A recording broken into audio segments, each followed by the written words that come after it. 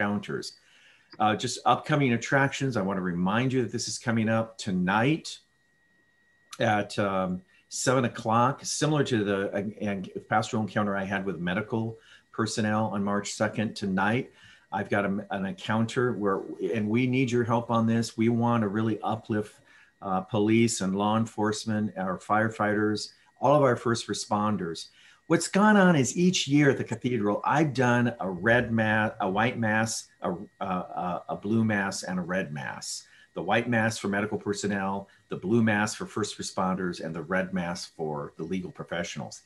Due to COVID, I'm not doing that. But what I am doing is these Zoom encounters, which I think it could have potentially a larger reach across the diocese. So tonight, 7 to 8:30, we're inviting all the police officers, all firefighters, anybody in any kind of emergency responder, ambulance, to come on to a Zoom. I'll have a little spirituality presentation. And we're trying to build a network so Catholics in these professions get to know each other. And then, of course, next Tuesday is the one with the medical professionals. Tonight, I believe Dr. Raul Garcia is going to jump on. Now, he didn't come to the medical encounter, but he feels like he's a first responder because he works in ER. He was also a candidate for governor, as you know. And then Tuesday, Terry Abeda, who's an attorney here in Yakima with an office in Ellensburg, is going to help anchor the professional encounter. So that's coming up. The other thing that's coming up this week, Maria, that we're going to just pop up Thursday and Friday of this week, we want you to be sure to jump into the training for for the Easter Vigil. Now, this is the first time we've done an Easter Vigil training, but Father Edgar Quiroga and I are going to do 2 Zooms, Thursday in English, 2:30 to 3:30, and then 7 to 8. And then in Friday, March 12th, same thing, only it's in Spanish, 2 to 3:30, 2:30 to 3:30 in Spanish on Friday, and 7 to 8 p.m. in Spanish on Friday. When you come, you're going to see complete scripts that we're going to send you out for the Easter Vigil in Spanish and in English. And you can check and choose. And remember, is there only one Easter Vigil? We do not do multiple Easter Vigils, even with COVID. It's quite specific in the general instruction, but it's also one of the most complicated liturgies. So we're going to have scripts for you. You'll be able to put your own notes in it. We're going to send those out to you electronically. Those of you who are participating will have that all available for you.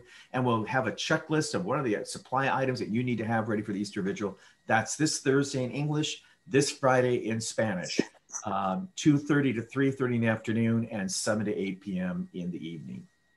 So we're going to do an opening prayer, and then I'm going to give this over to Monsignor Seiler and Deanna Aparicio, and then I'll come back on at about 11:50 to go through announcements and the raffle one more time. But thank you again, all of you, for being here today. And we're going to just open with a little prayer. Now, today is the feast of St. Francis of Rome. So I'm kind of setting you up for the prayer. Yeah, the interesting thing about St. Francis of Rome, the monastery is still there in Rome of St. Francis. This is not Francis of Assisi. This is a different Francis, St. Francis of Rome. It's a monastic community in Rome. The monastery is still there, and they reach out to the poor. So it's this interesting combination of contemplation and service, of prayer, and prayer with, as Father Ron Rollheiser says, prayer that means you have skin in the game. One of the things Father Ron Rollheiser says, and this is very relevant to today's feast day, he warns us against praying as theists. Now, the founders of the United States were theists. They believed in God, but they didn't believe in Jesus. They believed in somebody that a God, if you look at, Thomas Jefferson as a Jeffersonian Bible, they really thought of Jesus as an ethical teacher. What Father Ron Rollheiser points out is when we pray as Catholics, and certainly as Christians, we see God's face in Jesus. God has skin in the game. He literally dies on a cross. And so that should affect our prayer. If we pray for the poor and do nothing about it, we're praying as theists. But when we pray for the poor and then do something about that. We're praying as Christians. This is the saint of the day, and that just happens to be the luck of the draw. Saint Francis of Rome, who not only prayed monastically with quiet and meditation, but led, the community out into the streets of Rome to put that prayer into action, into service. So a great patron, because honestly, I'm so grateful for all of you on the Zoom today. You're having to pray in the morning and then live out that prayer as principals, as bookkeepers, as parish leaders, as clergy. We are very much want to be friends with St. Francis of Rome as we both pray and put skin in our prayer by attending to the details like risk management, like safe environment, like the questions around the COVID-19 vaccine. So that's my little Fervorino and St. Francis of Rome. So let us pray to her and, with her in asking her intercession today. Let us pray.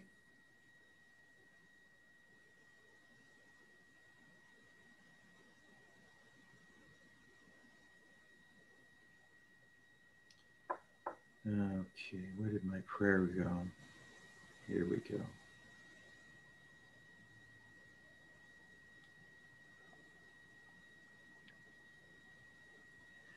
O God, you have given us in St. Francis of Rome a singular model of both married and monastic life. Grant us perseverance in your service, that in every circumstance of life we may see and follow you. Through our Lord Jesus Christ, your Son, who lives and reigns with you, and the unity of the Holy Spirit, God, forever and ever. Amen. Amen. The Father, the Son, and the Holy Spirit. Amen. So thank you again for being here. And I'm going to, I think I'm going to ask Monsignor Seiler and Diana Aparicio, our Chancellor and our Vice Chancellor, to step in at this point. But thanks for being here. Thank you, Bishop. And as a Benedictine Oblate, of course, today is a special feast because St. Francis is the co-patron saint for Benedictine Oblates, along with St. Henry of Rome, or St. Henry the Emperor. Actually, that spiritual fervorino, I think, was inspired by a quote from Francis about reminding married women that they're not there just to serve God, but also their families, and that sometimes we have to leave our prayer to attend to our housekeeping. And that's what we're doing. We're the housekeeping that helps keep the house of God safe for our children and our young people. So thank you again for being here. It was 6 years and 1 month ago that we gathered for our Bishop Priest Deacon Day to have the first training session on for Virtus in terms of training employees and volunteers who have unsupervised access to children and youth. And then Diana Aparicio and I were the first presenters, and spent a lot of time that first couple of years holding the online or the in-person training sessions. And then many of you stepped forward to volunteer as facilitators. And I believe most all of our school principals are facilitators, and many others. And we have too many screens to see everybody's hands, but maybe if you want to just raise your hands, just so I know who's in the house, just raise your hand for about 5 seconds and I'll go through the screens. How many folks have been trained as facilitators for Virtus? So I see 1, 2, 3, 4, 5, 6, 7 on my first screen. Let me go to the second screen.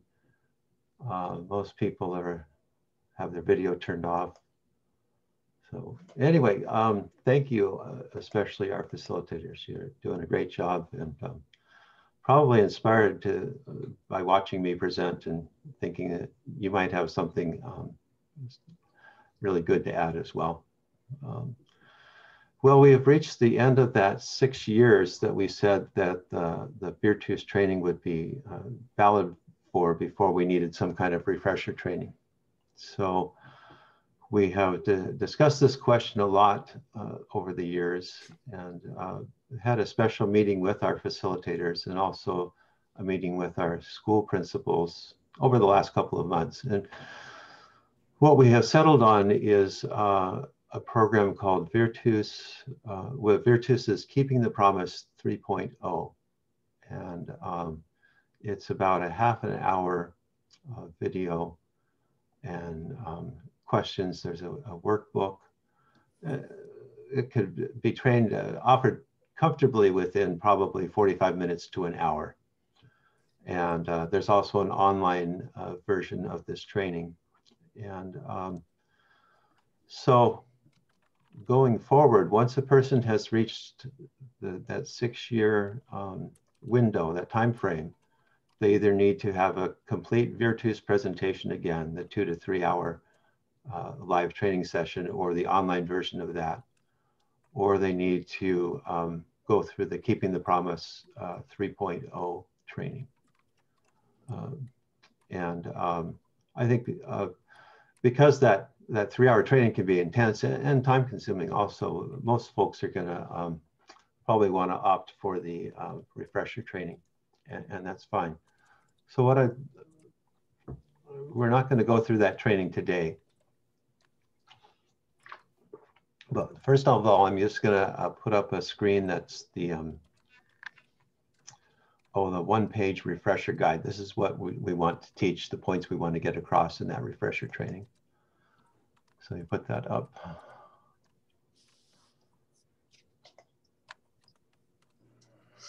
And actually, I'm going to put this up in Spanish, but then I'm going to read it in English. And that way we'll catch everybody.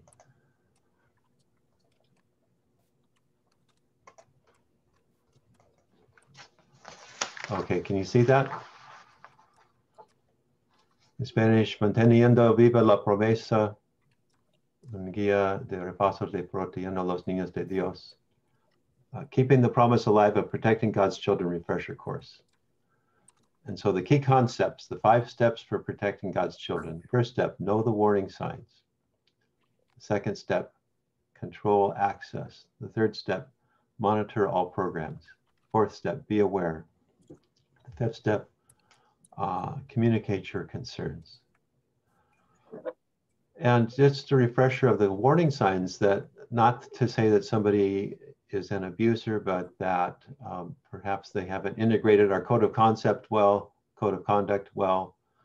They need a refresher of the concepts, or they may very well be tempted to do something improper. And so we need to be carefully watching these warning signs. And so we should, it should always catch our attention if someone is giving gifts without permission, and then also often telling the children not to tell. Don't tell anybody I gave you this little gold bracelet. It's just, it's not significant. Or someone who's taking photographs of other people's children without permission, or creating photo albums or journals of interactions with other people's children. Again, that's appropriate maybe within a family, but it's not appropriate for our volunteers and employees to be doing without permission of parents. Another warning sign, always wanting to be alone with children, discouraging others from participating, meeting with children in secluded areas where they can't be monitored. You know, that's why over the years we've encouraged modifying places where it might be necessary to speak to a child with 1 or 2 people present, but to have windows to make sure that you're not doing anything that's not visible. And that not only keeps our children safe, but it also keeps us safe from false accusations. But again, the point is especially to keep the children safe. Warning signs that people might think the rules don't apply to them. You know, that's just to keep other people in line. And I know my own heart. I know that I would never hurt a child, so I can do whatever I want. So that's at the very least, that sends a bad example to others when we engage in that kind of thinking. Going overboard, touching children who aren't their own. Letting children get away with things that their parents would not allow. And you might want to just keep your audio muted if you're not talking. Or telling sexually explicit jokes, using sexual language, showing pornography to children. And we have put out the code of conduct. It's been out for 11, 12 years now. It's always good whenever we have a training session to have our code of conduct available to offer to people too. So what are some action items that we can do to also be proactive? Well, pay attention to the sex offender registry in our area. See if anybody has moved into the neighborhood. And there we want to respect the law. Low-level sexual offenders aren't necessarily going to be posted on that list. We don't want to harass people, but we also want to make sure that we're doing everything we can to keep children and youth safe. Have a healthy suspicion of all the adults who regularly interact with children. And if we don't want to use the word suspicion, then just awareness. Make sure you know who your volunteers are. Make sure you know who your employees are. Why has God drawn them to this ministry of working with children? And if it's their own will and not God's will, that we need to find other ministries for them. Take an action to make a difference in your parish, school, or organizational environment.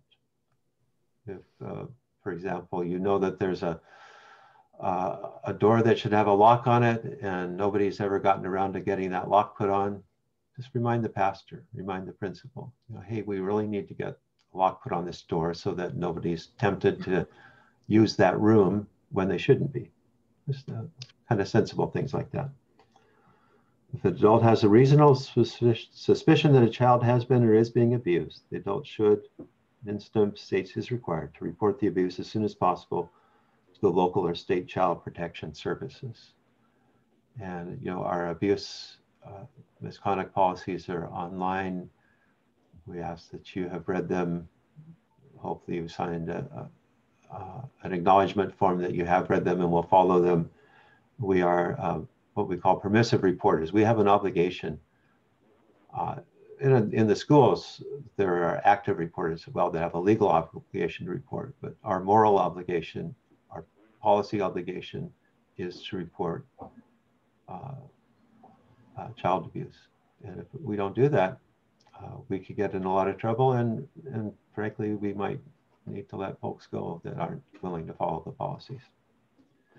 And obviously, if there's an emergency system, in an emergency situation, call 911 first. 911. Let me just, if you want to write a question in the chat area, we have a lot of participants. We really don't have time to go around the whole room. But if you have a question, type it in the chat area and Diana will be monitoring that. And Diana, feel free to just jump in and interrupt me if a question comes up that seems like we ought to address right away. So I'm going to put up on screen now the notebook that participants will have as they go through this Keeping the Promise Alive training. And it probably looked very familiar to you from when you went through the full Virtues training. And our facilitators have an enhanced version of this as well that gives them resources to facilitate a discussion, to answer questions, to offer more up-to-date research. And so that's, again, very grateful to our facilitators and our school principals for the work that you've been doing to keep our children and youth safe. Let me see if I can get that put up.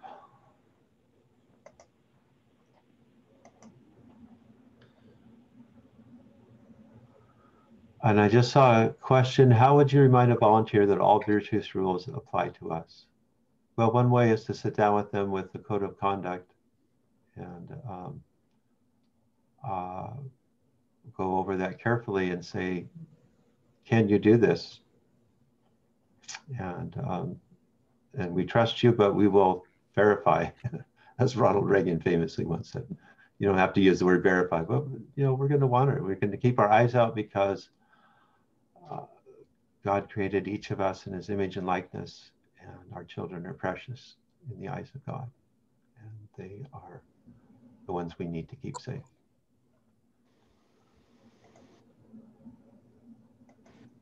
Okay, pardon for the little bit of the delay. I think I'm going to put this up in English, but there is a Spanish version as well.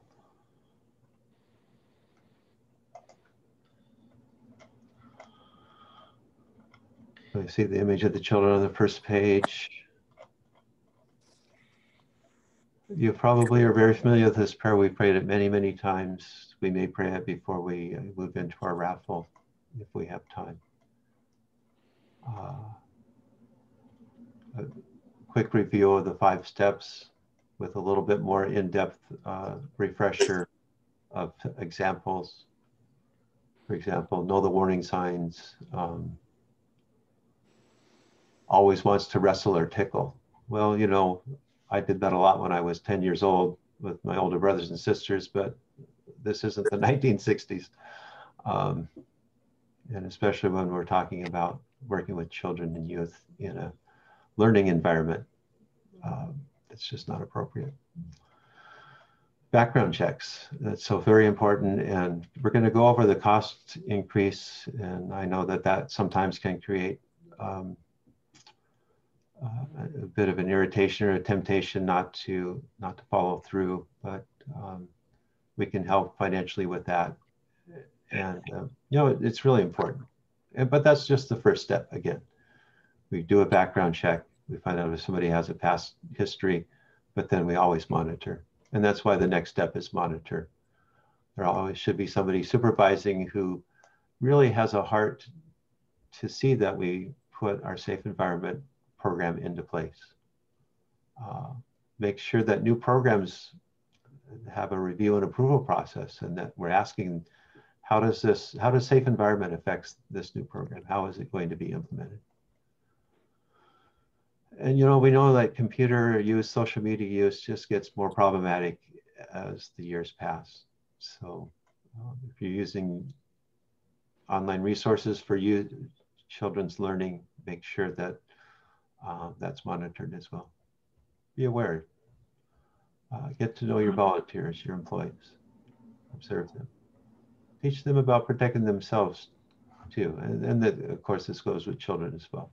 And that's why the bishop mentioned that we're going to be going into a mode of really encouraging parishes to offer the safe environment lessons that we promised that we would offer 20 years ago at the Dallas Charter. And we have relied a lot on the school districts to provide appropriate training. We can't just depend on that anymore. We really want to give people the fullness of the teaching of the church anyway. That includes the fullness of the church's teachings about human sexuality and safe environment. And finally, communicating your concerns. And what I found about this workbook is that it focuses a lot of attention on the step 5. And I think that's because this may be the hardest step to do. We just don't like conflict. We don't like confronting people. We don't want to make bad assumptions about people. But it's important, again, that we do that. So I think that you'll find that as you take this training yourself, this will be helpful for you using this workbook as you work with your employees and your volunteers who have the need to be trained, those with unsupervised access to children and youth. It will be a very helpful resource to have. So I'll pause there and just see if there are any questions. Yes, we had one from Chris Pugh. Her question was, I'd like to be assured that all my staff has been assigned this refresher. Is there a way that the diocese can make sure that everyone has this? And one of my suggested responses would be, now in VEER 2, there is the ability to produce master reports. And whoever is your local facilitator, I'm more than happy to walk them through on how to complete those master reports where you can run the report and identify who needs this training at your specific location. And just as we look forward, when we get into the next year, July 1st to June 30th of 2022, that will be a year that we will be audited again for how we are doing in compliance. And that means an on-site audit where an auditor comes and reviews our records and interviews somebody from the schools, somebody from the parishes, all those involved with safe environment. So, Monsignor, can you tell us what year is that next year? Mm-hmm. Yes, starting July 1st. Okay, 2021. Yeah, this current year that we're in will be another what we call paper audit. And I'll be asking the principals, the pastors to submit reports about background checks you've done this year, training you've offered, any lessons offered to children. And I know this is going to be another difficult year where we maybe haven't been able to do a lot because of the pandemic. I and Diana have been looking to see if there is just some kind of simple resource that we can send home or mail out to people registered in the religious education programs, their parents, so that we can say that we provided something for them. Mm-hmm. That may be all that we're able to do this year because of the pandemic, but we need to be doing something every year. Next year, I think, so, you know, when we start talking about presenting these lessons to children and youth, we want to offer a special, more in-depth training on that, either in May, June, or maybe August. And it would be helpful if I kind of get a sense from you folks which of those months. May is really looking to be pretty busy. At first I thought it might be a little bit lighter, but there's just a lot going on in May. And we'll probably be moving into summer vacation in June. So just finding the timing to do that. But we can talk about that more a little bit later. Any other questions?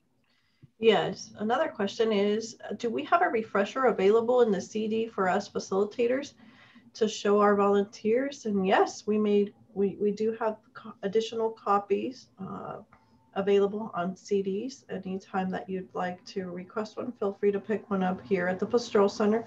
Our doors are closed, but we do have a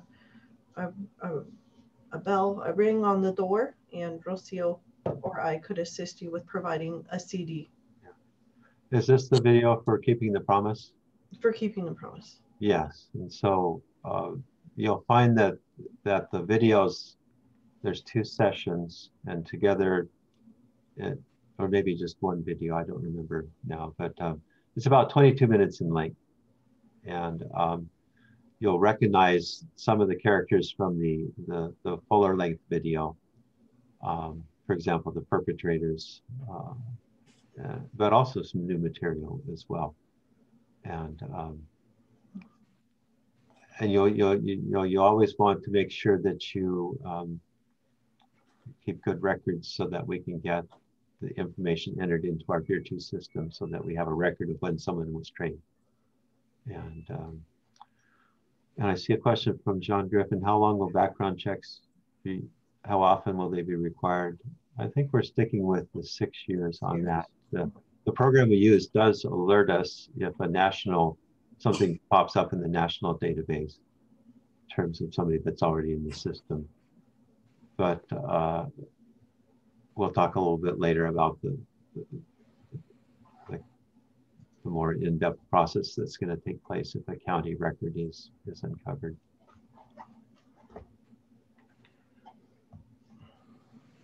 Okay.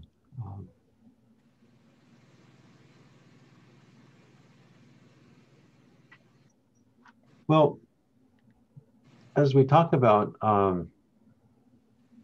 offering the lessons for children and youth, we've had these lessons available for nearly 20 years now. They're produced by Virtues. They've been updated 2 or 3 times. I believe all of our schools are using the Virtues lessons. And of course, they have trained educators who are very comfortable with preparing lesson plans and offering them to students. And thank you. our school teachers for being so diligent about that. The Tri-Cities parishes also have used the SARC, which used to stand for Sexual Assault Response Center, and it stands for something else now. Zoom meeting till noon. I don't remember. Starts again at 1 till 2:30. They're just going over stuff. Yeah, 3. That's a training.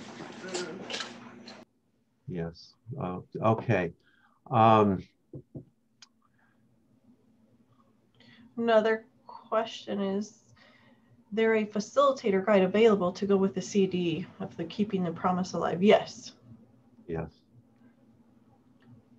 Yes, and it's a very in-depth guide. And certainly we can make that available to the pastors as well. But you know, it's kind of like, you know, driving a car without a license.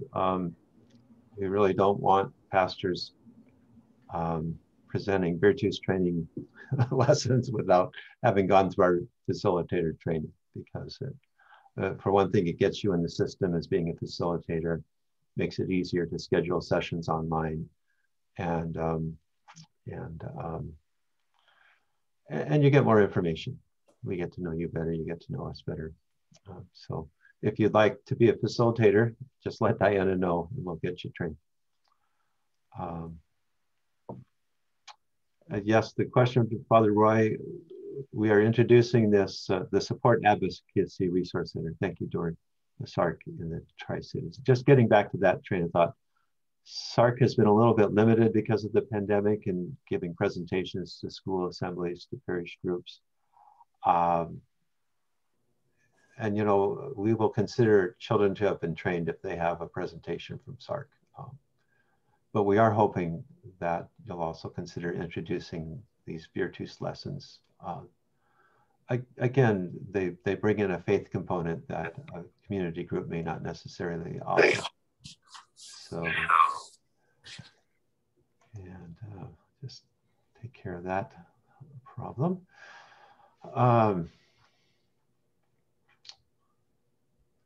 Let me show you, first of all, where you can find the lesson plans.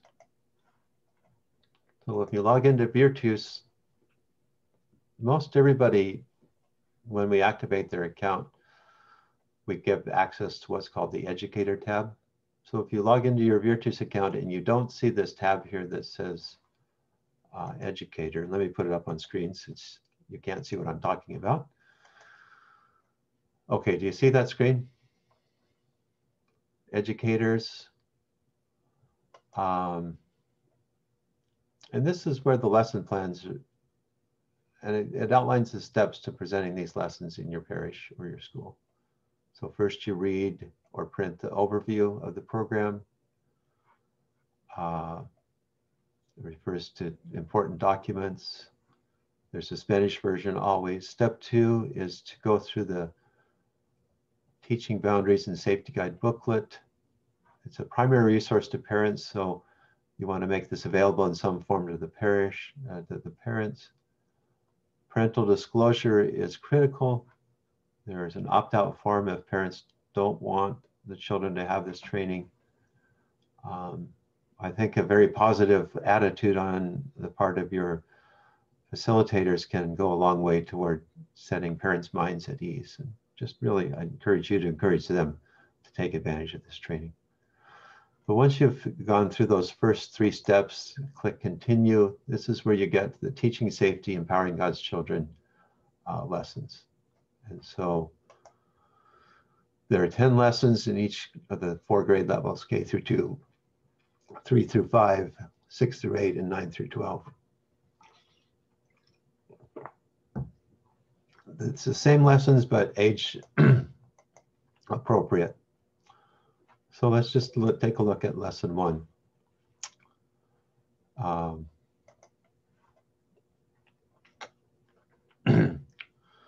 It offers the principle for the lesson. Children must learn tools to protect themselves from people who may harm them through physical touch, sexual or otherwise, to prevent or reduce the risk of sexual abuse and boundary violations. You know, that's what it's all about, really, as a starting point anyway. And the objectives of this lesson: identify safe and unsafe touches, repeat and understand the physical boundary touching rules, say no, get away from the situation, tell an an adult, and I would say trusted adult, as soon as possible. Pay attention to the technology component. That online has just as many dangers as in person. So you can say no, you can, turn the computer off if you're desperate, if you can't get out of a website. And again, tell a trusted adult. And then the faith component comes in through the use of the catechism or scripture. Of Benjamin, he said, "The beloved of the Lord, he abides in safety beside him. He shelters him all day long." Deuteronomy 33:12. So this gives some background to the person presenting the lessons. A key concept for this age group is activity. They need to be engaged. 20-minute attention span, so we keep our lessons short at this age. And there's an introductory video that's used as an icebreaker. It's not meant to replace the training itself. Or the activity option 2 would be reviewing and discussing keywords like saying no, what the rules are, what safe and unsafe touches are. Activity option 3, learning to name the body parts. And there's a 4th. So there, a lot of different ways these lessons can be presented, and including an online activity. And then ending the lesson with a prayer. And again, that gets people back to the faith component. Dear God, sometimes when things happen, I get scared. Sometimes I just get mixed up. Like when a person I care about does something that makes me feel uncomfortable or scared. When that happens, help me remember that I'm special. Give me courage to tell an adult what happened. Thank you for loving me and for giving me safe adults and parents who want to keep me safe and happy. Amen. That's a beautiful prayer, obviously tailored to a child of that age group. And here are some of the kind of simple things that can be printed out and used. Now we do know, though, that the subject matter can make people feel uncomfortable. And so how do we overcome that within ourselves, within those who we ask to teach these lessons to children? And the Virtus within the past year has come out with a certification module. And so that's what I want to do for the next 20 minutes.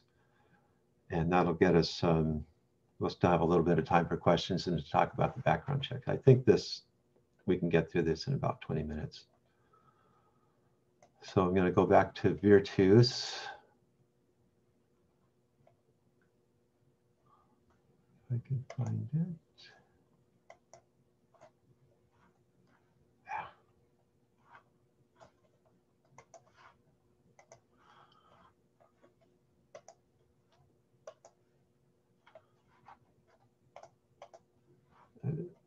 All of our principals have gone through this as we have talked with them about getting their teachers, if the teachers wish it or need it, to have this training. And so it'll be a little bit redundant for you, but new for everybody else. And I've gone through it too, but I assigned myself the training module anyway. So let me know or send Diana a message if you can't hear. A little introduction, and then it launches right into the lesson. And so what it does first, and you can see that there are 3 lessons to this orientation and certification training. How can lesson leaders and caring adults make a significant difference in a child's life to keep youth safe? Assist the child with learning about, strengthening their boundaries, honoring the child's boundaries, strengthening the adult's own boundaries, modeling appropriate behavior, all of the above. I'm going to choose what seems pretty obvious to me.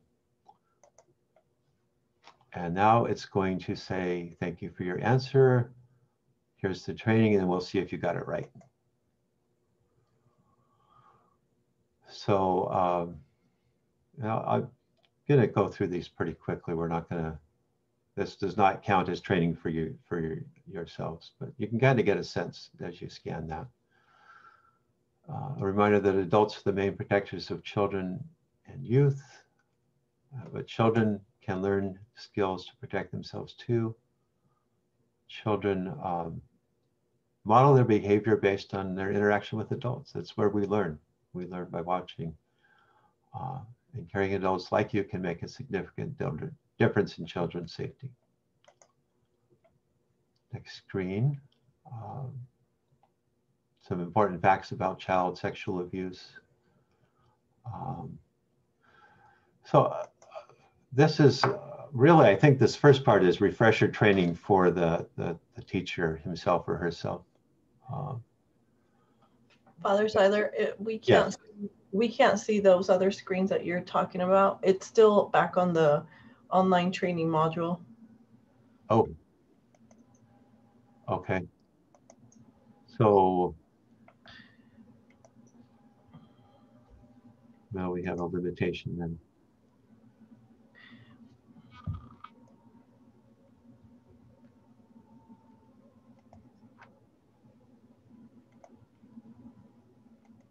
Okay, can you see that? Yes. Do you see page 2? Yes. Okay. Page 3? Yes. Okay. So this first part is going over the terminology. All of this first part is meant to be a refresher training for the teacher for what they've already learned in other areas, but also, again, what's going to be most important as they offer these plans to children. So use the proper terminology. Having a safe friend who is a peer is good, but that your safe friend does not become your leader. You need to remember encouraging children, contact a trusted adult if something bad has happened or if they have a question. And you know, it's not the child's responsibility to protect himself or herself. That's our role. We're not putting this on the kids. Then a teaching on boundaries. So helping the teacher understand what it is that we're trying to teach in terms of boundaries.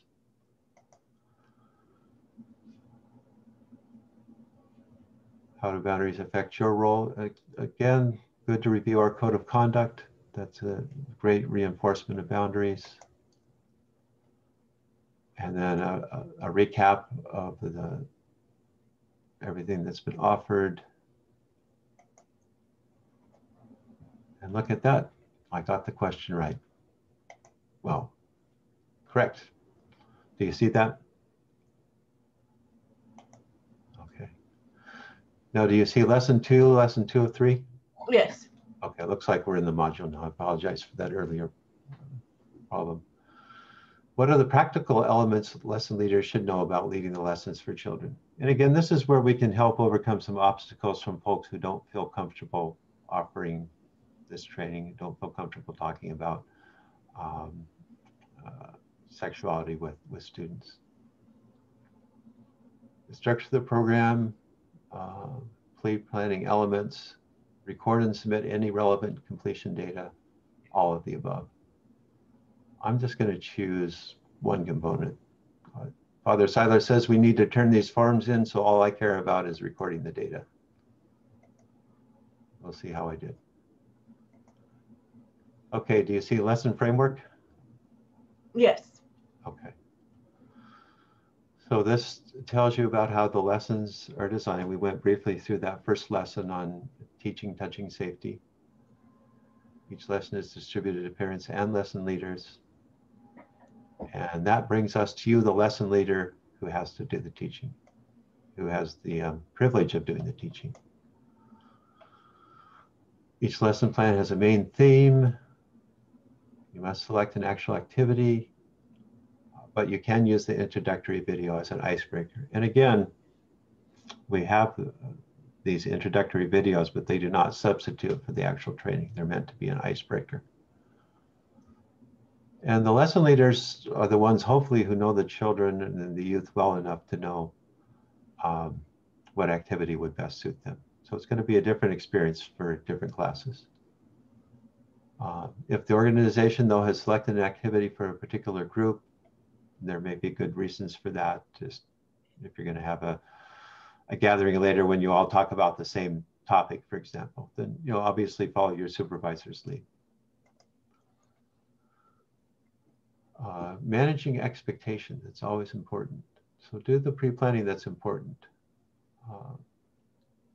Complete this module, review the actual lesson plan, select the activity, gather materials you need. Just be prepared. Don't show up 10 minutes before the safe environment training and say, where did I put all that stuff? Obviously, we want to do the best we can. We want to be the best.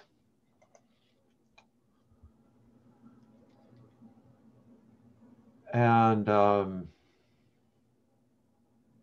this talks about different learning environments, and we do need to be creative during this time of pandemic. So if you're a parent or guardian, you are able to offer this in your home for your own children, great.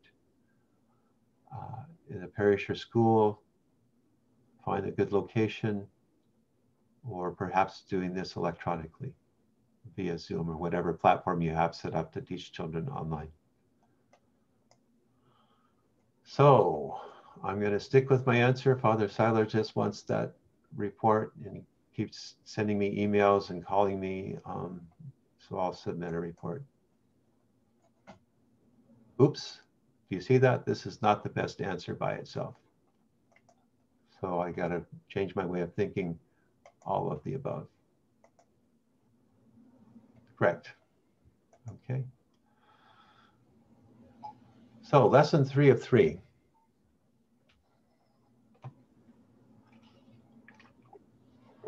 And you can see that this module, it's all in written form. You're not watching videos, but folks will need to read it over carefully.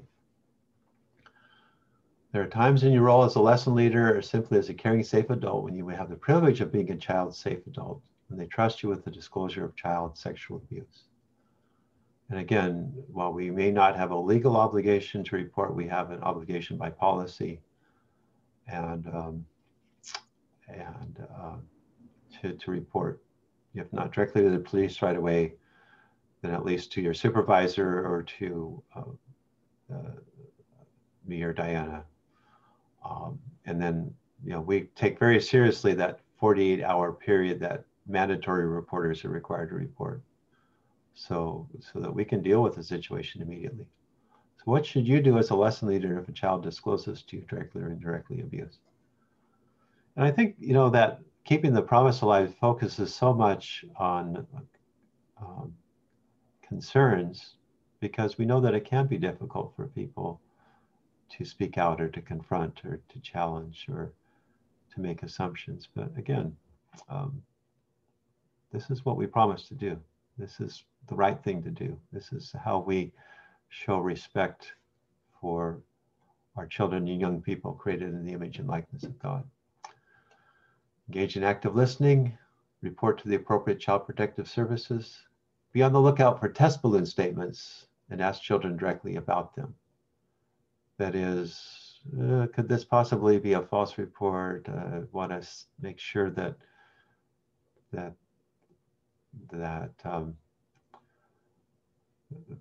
this is an actual case of abuse before I report anything. And again, I'm gonna say A and B.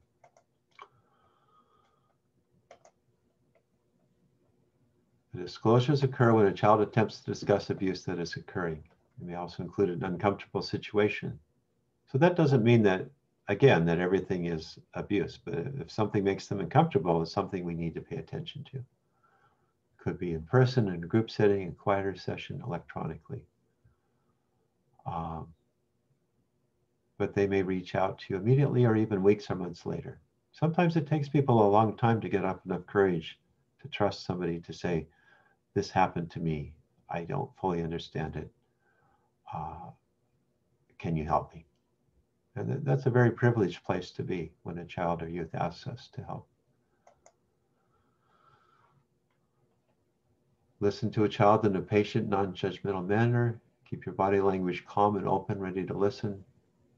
Threatening, tense, angry, or upset body language might stop a child from disclosing or cause them to retract their statements.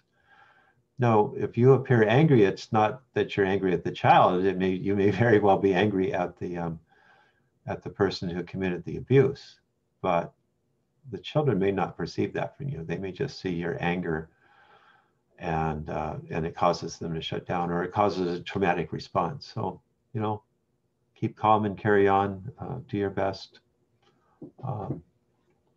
But, you know, we really need to create the best environment possible for children to make a report.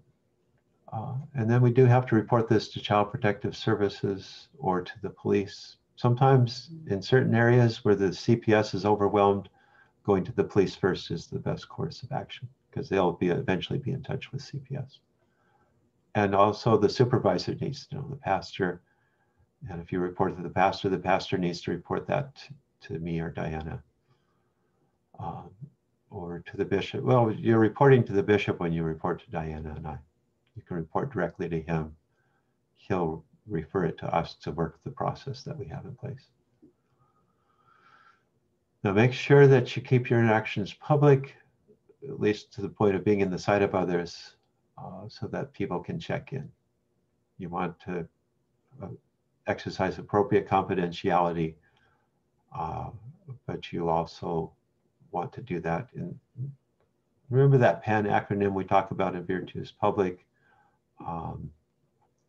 non-sexual, and I forgot what A stands for. Appropriate. Yes. I have not forgotten what being appropriate is. I just forgot the word appropriate. Should I take notes during a disclosure? The most pressing need is to listen and give them your full attention. But do take some notes as soon as possible afterwards while it's fresh in your mind. You can't promise full confidentiality or secrecy to a child. You can reassure them that you'll only communicate the information to the appropriate people to protect them. Remember, we are agents of the parents. So unless they are reporting abuse by their parents, they always need to know that you need to talk to their parents, or that the pastor or the principal needs to talk to their parents, or that the bishop or his staff needs to talk to their parents. Test balloon statements. Children may often make a statement or ask a question to test the waters and see how an adult reacts before fully disclosing abuse. We send out a balloon question that could easily be retracted based on how the adult reacts. The adult is sensitive and carefully answers calmly. It is an opportunity for the child to continue with the disclosure. I don't like staying after school with Mr. Sam for tutoring anymore. What if someone asked me to send them naked pictures of myself? Do I have to mow the neighbor's grass even though I get paid? You should not allow brother to go to grandpa's house and get all those sweets. Those are a few examples of test balloon statements. And, you know, we have to be careful about how we interpret these statements. Are they complaining about something? Is this a lead-in to reporting abuse? So we test those statements.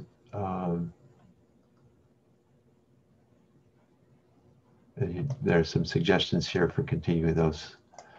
And again, this is offered for those who are going to be teaching these lessons, but we should be familiar with what our teachers are going to be teaching and what our expectations of them are.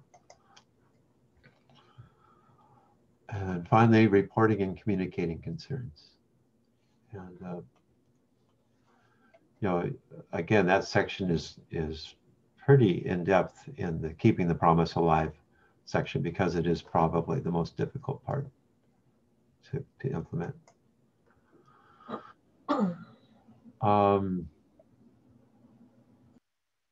Managing sessions. I guess the fear of the unknown can also make our teachers reluctant to get into this, and what to do if children start crying because the material seems scary to them. Should we be hugging children? Well, we're always very careful with physical contact. Forcing children to participate is not really the best way to go. But you can maybe ask questions instead, putting them into small groups. Maybe they're more comfortable talking in small groups, and you can be kind of listening in around the edges. Tips for engagement. And How do I respond if a child asks why God would allow someone to be abused? Well, you're probably not going to be able to do an in-depth discussion with a second grader about St. Augustine um, and God permitting evil to exist, but allowing good to come out of it. But you might be able to find a very simple way tailored to their age group to talk about that. And you know, certainly human freedom and free will is a big part of that. You know, okay.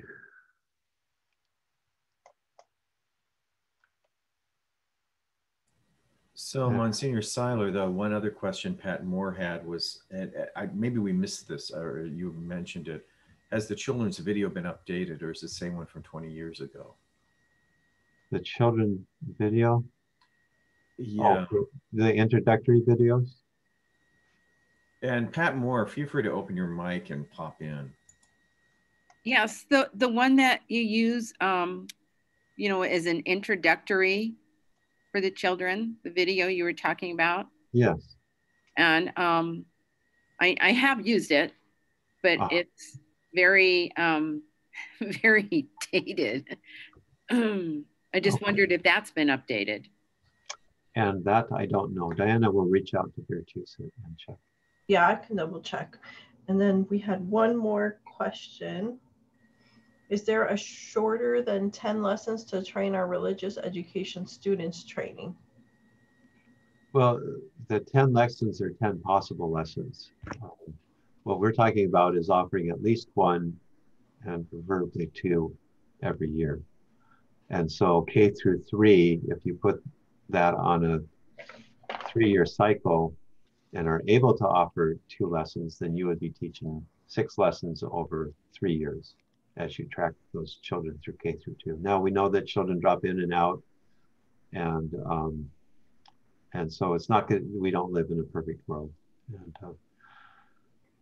I would say the first 6 lessons are probably the most key. There is a later lesson though on online technology that I think is important, and you know, you might do something creative where you're not presenting that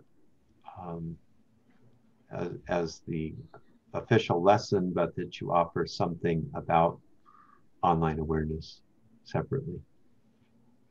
Hopefully that helps. And then we might have missed these. I stepped out quickly at one point, but John Griffin from Zillow is asking how often are background checks being required? Oh yeah, I didn't finish that. Well, the renewal period is still 6 years. Okay. And then Christine Mejia is saying, is there a facilitator guide available to go with a CD, Keeping the Promise Alive? Yes. Yes, and we did, or we will provide that to the facilitators. Yeah, good. I think that also addresses Father Roy Gutierrez's question in Sunnyside, that there'll be CDs available this year. I think we've caught all the questions. Yeah, you addressed the one, is there a shorter guide and the video? So I think I'm also looking around the Zoom room to see if there's any questions, and I know that Monsignor Seiler and Diana might have more material, but I'm just checking to see if anybody's waving their hand as well. I know when I'm presenting, it's hard to both keep an eye on the chat rooms and pay attention to the presentation. It doesn't look like there's any other questions, so. Okay. Well, I think what I'd like to do before we talk about background checks, which is more of a business function in a certain sense, at least the recent change, maybe we could just I'll put that prayer up,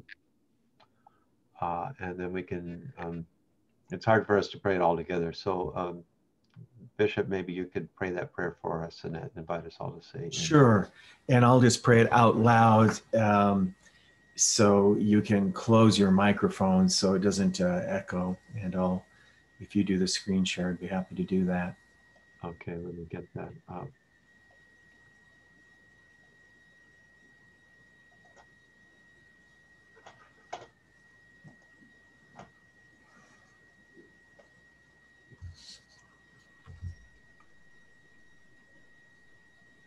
And I'd have to say, I did not know until Monsignor Seiler mentioned it that St. Francis of Rome is also the patron of the Benedictine Oblates. So we've just got all kinds of prayers today. So here's the prayer, a prayer for healing victims of abuse. And of course, this is something that we'll be providing to all of you today. So let us pray. God of endless love, ever caring, ever strong, always present, always just, you gave your only Son to save us by the blood of his cross. Gentle Jesus, shepherd of peace, join to your own suffering the pain of all who have been hurt in body, mind, and spirit by those who betrayed the trust placed in them. Hear our cries as we agonize over the harm done to our brothers and sisters. Breathe wisdom into our prayers, soothe restless hearts with hope, steady shaken spirits with faith. Show us the way to justice and wholeness, enlightened by truth and enfolded in your mercy. Holy Spirit, comforter of hearts, heal your people's wounds and transform our brokenness. Grant us courage and wisdom, humility and grace, so that we may act with justice and find peace in you. We ask this through Christ our Lord. Amen. Oh, and you know, the one question I did want to throw out to folks is to have maybe a Zoom workshop or even a live workshop maybe in June or August. Do you have a preference? And maybe you could just use the chat feature to say what your preference would be in terms of timing. What we would want to do is to get a list of who your teachers are or who you think might be teaching next year, assign them this module that we just went through really briefly, ask them to complete that module before the session where we come together, and then we can maybe do some more in-depth looking at the lesson plans itself, and however we can put that training session together. So, and by teachers, Monsignor Seiler, by teachers, are you meaning just the teachers in the Catholic schools, or are teachers? I'm talking about Catholic schools are already doing this, so I'm talking about introducing this into our religious education programs. Thanks. And Diana, would you like to go over now the recent change in background checks? See if there are any questions for those who might not have heard. All right. Normally our background checks are, to process them, it's $12. And recently the selection.com made some modification in the processing of the background check forms. Effective March 1st. And the way that they structured it now is that they will continue to provide us with the results, which provide the county and the state where we must, where they provide the results. However, if there is a search and the results require additional processing, it will be a cost of $8 for that additional processing. Not in all cases will that be a necessary cost to encounter. We will be verifying with the parish or the location, parish or school, before we run the report, if a report is necessary. I want to go over with just detailed items on what is it that our background checks include. The background check report includes a Social Security trace validation. It includes a Washington statewide check, the commonly known as a Search America report, which includes checking the National Criminal Database, and that includes the sex offenders list, the government watch list, correction records. So this does not include a local counties report. So say, for example, if we have a background check and it requires additional processing, the additional cost for processing a search in the county state is $8. So that's one, something that's new for this year. In February 24th, this notification was sent out to the parishes. The very bottom of that notification, there's a notation that indicates that if there's a parish or a school that has difficulty in paying that additional increase, that they can request financial assistance from the diocese through June 30th.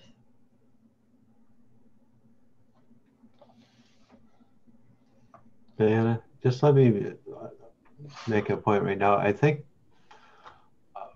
probably it's not going to have a huge impact because most of our records that pop up do tend to pop up in Washington State, which we're already covered for.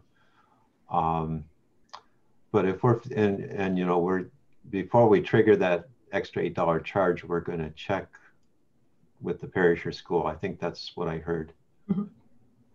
We have free access to the Washington State Patrol background check system if we need to. And we used to do that ourselves and then send the forms off to Oregon for CICS to process, just so that we had kind of a double redundancy. But this selection.com seems to do a very good job of managing this. But if we start to see a lot of requests for county records showing up in Washington State, that will be a red flag for us. And we can do that ourselves. Now, keep in mind, though, that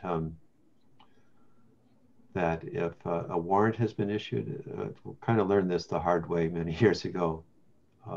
Somebody's name may not pop up in the Washington State Patrol system if, for example, they skipped a hearing and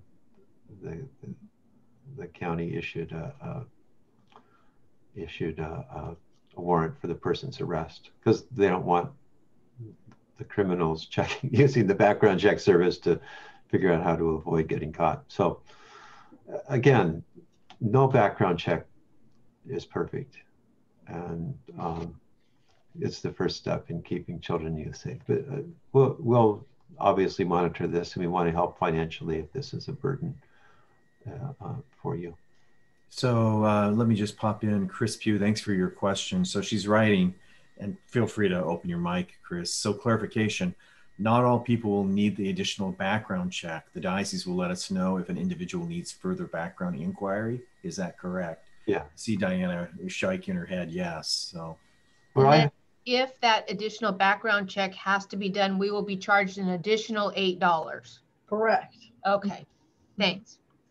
Where I've seen this come in handy at places where they employ what they call a runner, where they may not be able to get access to information online, so they have to actually hire somebody to go to the county courthouse and look up a record. And you know, there's just a charge involved with that kind of service. So, but you know, if you've had somebody move to the area recently, they've got a glowing history, but a criminal background pops up from Macon, Georgia, or Waukegan, Wisconsin, wherever, you know,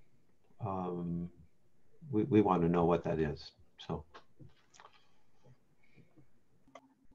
great. Are we, do we have more material, or are we? I think that's all that I had Perfect. to this morning. So. Well, thank you. And, you know, I'm just grateful to both Diana and Monsignor Seiler. How do I say this? You know, this is your annual Catholic appeal dollars at work. But, you know, when we do the ACA, we're always talking about the kids and the seminarians and the attractive things. But, you know, I think you understand, just sitting through this, that a good chunk of what we do on the diocesan level is risk management, is this kind of thing. This is not the most exciting thing to put in front of the parishioners of how their annual Catholic appeal dollars are spent. But as you can see, we have a whole machinery around safe environment, around background checks, around keeping children safe, around supporting you as principals and directors of religious educations and pastors and clergy, just to help you do this in a good way. And I'm sure you'll find ways of reminding people that the support of the diocese is really around the nuts and bolts of things like this as well. So thank you, Monsignor Seiler, and thank you, Diana Aparicio, for all that you do in the area of safe environment. I'm queuing Valeria up a little bit because there's one other event I want to remind you about that's somewhat related to this. I popped out and asked, not Valeria, I asked Maria to do the screen share on this event on Saturday. So Valeria, if you go ahead and do the screen share, you know, with Dr. Fernando Ortiz. You know, it's somewhat related, but this is in Spanish and in English. So Valeria, or Maria, I don't see, oops, there it went away. Go ahead and share it, but which section is English and which is Spanish? I think the poster you showed.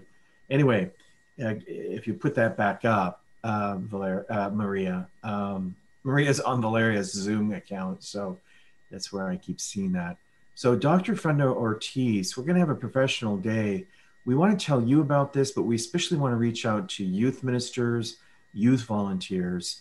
It's from 9 to 1, 2 hours in English and 2 hours in Spanish. I don't see which is which, but we'll get a more accurate poster out with that information. 2 hours in English, 2 hours in Spanish, March 20th. There's the Zoom link. And what we're trying to do is reach out to youth with the challenge of addictive behaviors and also what's going on with adults, especially parents. A lot of this has to do with COVID, but some of it is early age exposure to pornography, which can go on. So we want to remind you about this. It's tangentially related to safe environment. We already had, as you know, Dr. Ortiz do something around opiate addiction right around Guadalupe. And then on President's Day, we had a professional day in Spanish and English on pornography. But this is really, the focus is on our youth. So it's a first cousin to our safe environment training. We're trying to protect youth, reach out to youth, and help adults, catechists, parents, everybody really be dialed into some of the addictive behaviors that go on with youth. And of course, we want to remind you again, those of you who jumped on late, the 3 pastoral encounters that I'm having. Maria, if you would share that again. The 3 pastoral encounters, I just had the one with medical personnel. Tonight is with first responders. I'll have an intercessory prayer that I've composed to the intercession of St. Michael for our first responders. That's from 7 to 9 tonight. And then there's one that Maria, I think you'll be sharing coming up the following Tuesday, a week from today, with our our legal professionals. So those are the Zoom encounters. I think Maria's trying to find that PowerPoint. Then, of course, the big one this week that's coming up is our training for the Easter Vigil. So Maria, if you can show that perhaps as well. That's coming up Thursday in English from at 2:30 to 3:30 this coming Thursday, and then 7 to 8 this coming Thursday in English. And then Friday we have Easter Vigil training in Spanish, 2:30 to 3:30 in Spanish on Friday, and 7 to 8 in Spanish on Friday. That's with Father Edgar Quiroga and myself, just to help you through what I think is one of the most complicated liturgies of the year, the Easter Vigil. So, and let me just go ahead and maybe help you with knowing the raffle prize winners, and then we'll bless our lunch, and we'll have a little bit of a break. So, yeah, what we did was, those of you who jumped on, we put all of the names of all 60 of you into a wonderful little basket. And we want to thank you for being here. And these are the door prizes that will arrive. I believe Maria will be able to jump in and give me the details on this, but we'll be sending your door prizes to your local parish. Isn't that right, Maria? Correct. Yeah, so, and here are the winners. Ram Beno from Holy Trinity in Goldendale. You won a door prize, and we'll be sending that door prize to you. Maria, did you want to hold up the door prize to the camera? So we have a door prize for Ram Beno at Holy Trinity in Goldendale. Also, USA Zontag at Christ the King Catholic School. We have a door prize for, oh, they're gift cards. They're very practical. They're easy to mail. And then Anna Guillerme at Our Lady of Fatima. And we know why I love Our Lady of Fatima Mosaic, because I was born there. Anna, we've got a door prize for you. Father Michael Brzezowski, you are winner of a door prize as well. We'll be mailing the gift card to you at Holy Spirit in Kennewick. Maria is holding those prizes. John Griffin, the ever gracious, does everything there at Resurrection Parish, but I always see him in the sacristy. I also know you work with our youth there in the confirmation process. John Griffin, you are the winner of a door prize today. Thanks for joining us. And the final door prize today for the morning session is Crystal Diaz at St. Peter Claver in Wapato. Crystal, thanks for joining us today. Our great winners, and Maria will be sending those door prizes out. Maria, were you able to find those screen shares or not so much? Not so much. Let me find them, and hopefully when we come back at lunch at 1, Okay. we can have them. Well, anyway, just want to remind you again, those Zoom events that are coming up Thursday and Friday, Easter Vigil training, 2:30 and 7 o'clock, Thursday in English, Friday in Spanish, Easter Vigil training, scripts. We'll have everything for you. We'll be sending those out to the participants. That's this Thursday and Friday, 2:30 and 7, Thursday in English, Friday in Spanish. And then of course, Saturday,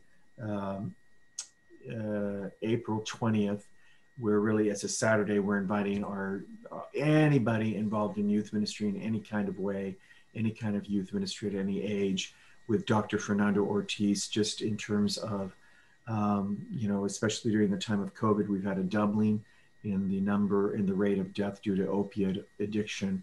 We're going to be focused on youth in terms of addictive behaviors, early exposure to pornography, and opiate addiction. So hopefully you can come out for those events, and we'll flash those up. Monsignor Seiler will flash those up at the 1 o'clock hour as we begin as well. And Maria, there are more door prizes this afternoon. Is that correct? No, that was it. Oh, that was it. All right. So you had to be present in the morning session for the door prizes. So I got to give those out. Well, I'm going to just say a little prayer of blessing. And we have a 1 hour break, I believe, a 1 hour break. And we'll be coming back at 1 o'clock. And in the afternoon session, we'll have Dr. Tom Miller, who is also a permanent deacon from St. Joseph Parish here in Yakima. He'll be talking a little bit about the science behind the vaccines. And then Monsignor Seiler will be, and Father Jaime Chacon will both be addressing some of the moral implications of the vaccine development. As you know, there's been a certain amount of unrest, people concerned about taking the vaccine because of the use in some vaccines and some medications of stem cells harvested from aborted material. And we'll be explaining why it's morally permissible to receive a vaccine, what you can do to promote a cleaner stem cell lines on the part of our researchers, and a little bit around the principle of double effect, so you are enabled a little bit to understand the key points in our moral theology of why we're saying the church is saying it's morally permissible to receive a vaccine. I think Monsignor Seiler will be, and Father Chacon will be addressing that also in the 1 o'clock hour.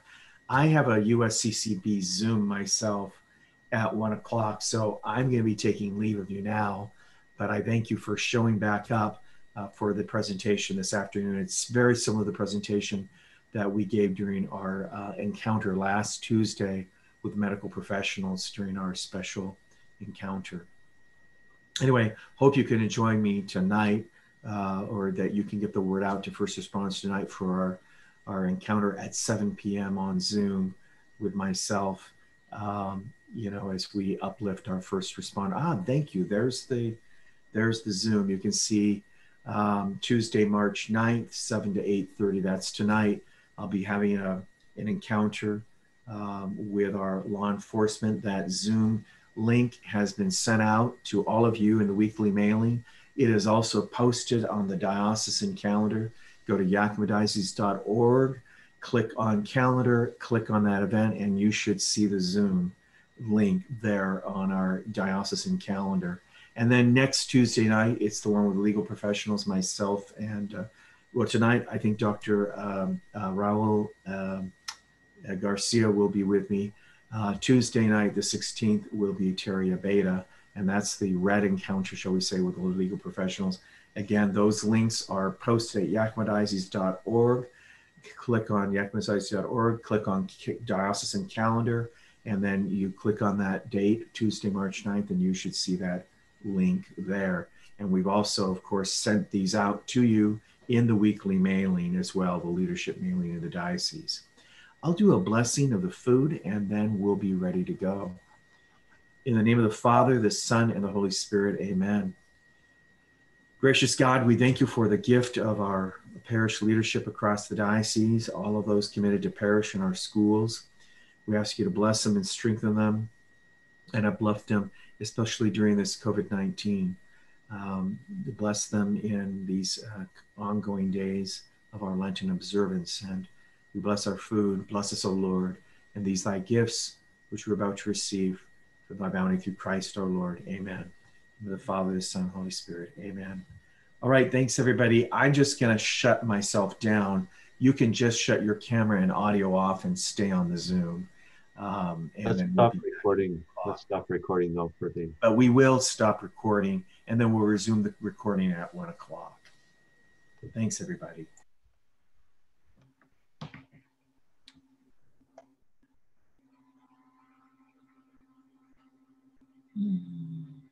Unless you're asking a question, to try to keep your microphones muted, and if you forget, we'll probably do it for you.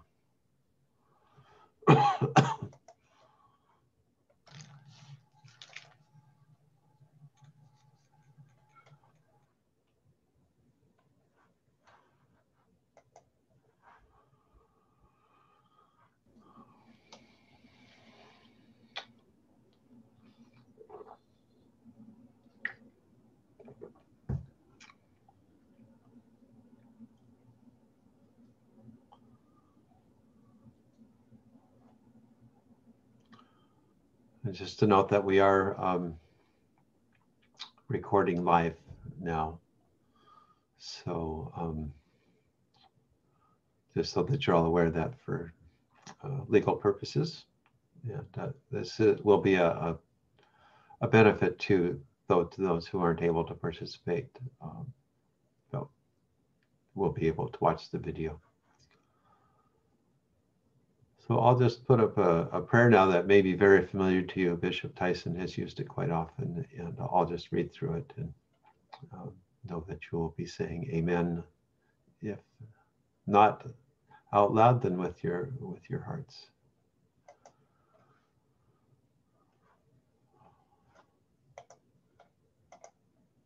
In the name of the Father, the Son, and the Holy Spirit.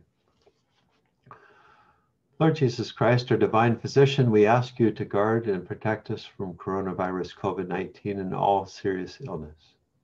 For all that have died from it, have mercy. For those that are ill now, bring healing. For those searching for a remedy, enlighten them. For medical caregivers helping the sick, strengthen and shield them. For those working to contain the spread, grant them success. For those afraid, grant peace. May your precious blood be our defense and salvation. By your grace, may you turn the evil of disease into moments of consolation and hope. May you always fear the contagion of sin more than any illness. We abandon ourselves to your infinite mercy. Amen. In the name of the Father, the Son, and the Holy Spirit. Well, we have the blessing of having both Dr. and Deacon Tom Miller, who's out in the woods, joining us. Getting some fresh air, and that's always recommended for the COVID and for any purpose. And Father Jaime Chacon. And I gave a presentation on vaccines too as part of our Magnificat series, kind of an introduction to a longer program on end-of-life issues. The challenge there, of course, is that each one of us could fill the next hour and a half easily ourselves. But we're going to share and be good models of that. I'm going to ask Dr. Miller especially to focus on the medical issues and maybe run about 25 minutes to a half hour or so. And then we'll hand it off to Father Jaime to focus more on the ethical issues involved in vaccines. And then I'll be, a lot of things will have been covered already when it gets to my turn. And I'll be talking more about resources. And just if I see anything that maybe we've missed, then we'll make sure that that gets added in as well. So what I'm going to do is I'm going to put up Dr. Miller's PowerPoint and then turn the remote control over to him. And Dr. Miller, if for some reason you can't advance the slides, it may mean that you've accidentally got disconnected. So just click on the screen again and the control should come back. Okay, will do. Thank you.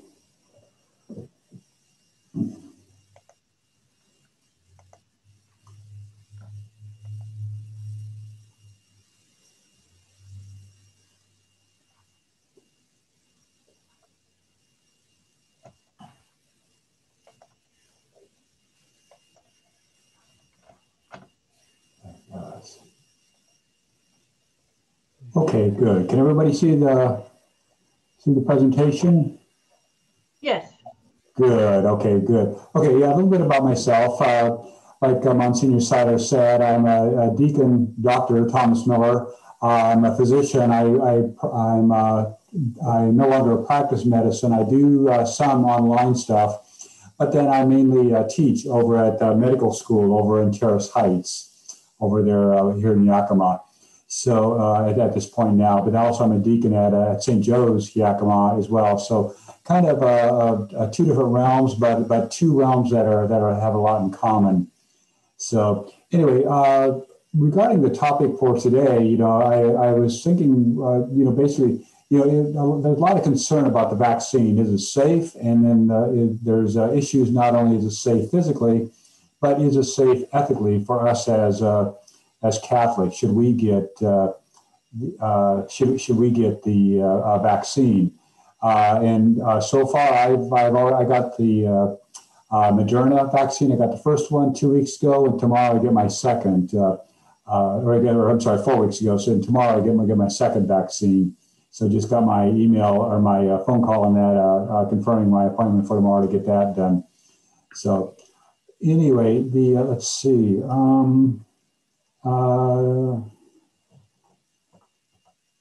I am not advancing. Oh, there we go. Went too fast. Okay, here we go. Okay, there we go. Okay, regarding the COVID-19, as of yesterday in the United States, there was over 28 million cases, over 500,000 deaths from the vaccine, or I'm sorry, from the disease, from COVID-19. And then a number of COVID-19 doses given as of yesterday, like over 90 million were given. And of that, over 30 million have received 2 vaccines. And of course, this is changing on a regular basis. So that's just something to kind of keep in mind with that. Why is this a big concern here in Yakima as far as with the vaccine? The vaccine is as you can see here on this slide regarding community transmission. This is Yakima County down here. We are still in the high transmission area. So this is a concern. In other words, cases are still being transmitted on a rapid rate here within the county, even though our numbers have gone down considerably. In a Catholic News Service had an article in there. It said basically, why should I get the vaccine? And then they interviewed a Black nurse from Somerville, Tennessee by the name of Joyce Christian. she has an interesting background in that her father had been involved in some studies done through the government that were far from ethical back when he was younger, and so she had some issues. So you'd think she'd be one who would really be skeptical about getting the vaccine. But like she said here, you said Black and brown people are dying most. She said they tell them, and she tells them, don't be afraid to take the vaccine. So in other words, she is pushing for the vaccine, both as a person of color and also as a person within the healthcare community, and also as a Catholic with that. And basically, why should people get the vaccine? There's a number of things. There's personal concerns. I mean, because of age, as most of you are aware, with increasing age, there's increased risk of death from the vaccine with increasing age, but also medical history with things like comorbid conditions, things like high blood pressure, diabetes, even obesity. There's increasing side effects, complications, and including death with that. Also, there's job concerns. Who are you coming in contact with? And this is not only for you, for the folks here on the webinar, but also for your family members and friends and neighbors alike. What issues are they having? What exposures are they having? The patients, customers, coworkers. And then also there's regional concerns. Like I was pointing out earlier, we have issues regarding high transmission within our county. And then there's also, let's see, then, okay, there we go. There's also cultural concerns, within the culture. There's concern within the various cultures, like within the American Indian culture, within Latino culture. Should they get the vaccine? Do they trust the culture? There's also religious concerns. Should we as Catholics get that? And but the main thing with this, we need to consider, who are in our family and our friends, and who can we help if we do get the vaccine? Who would be harmed if we did not get the vaccine?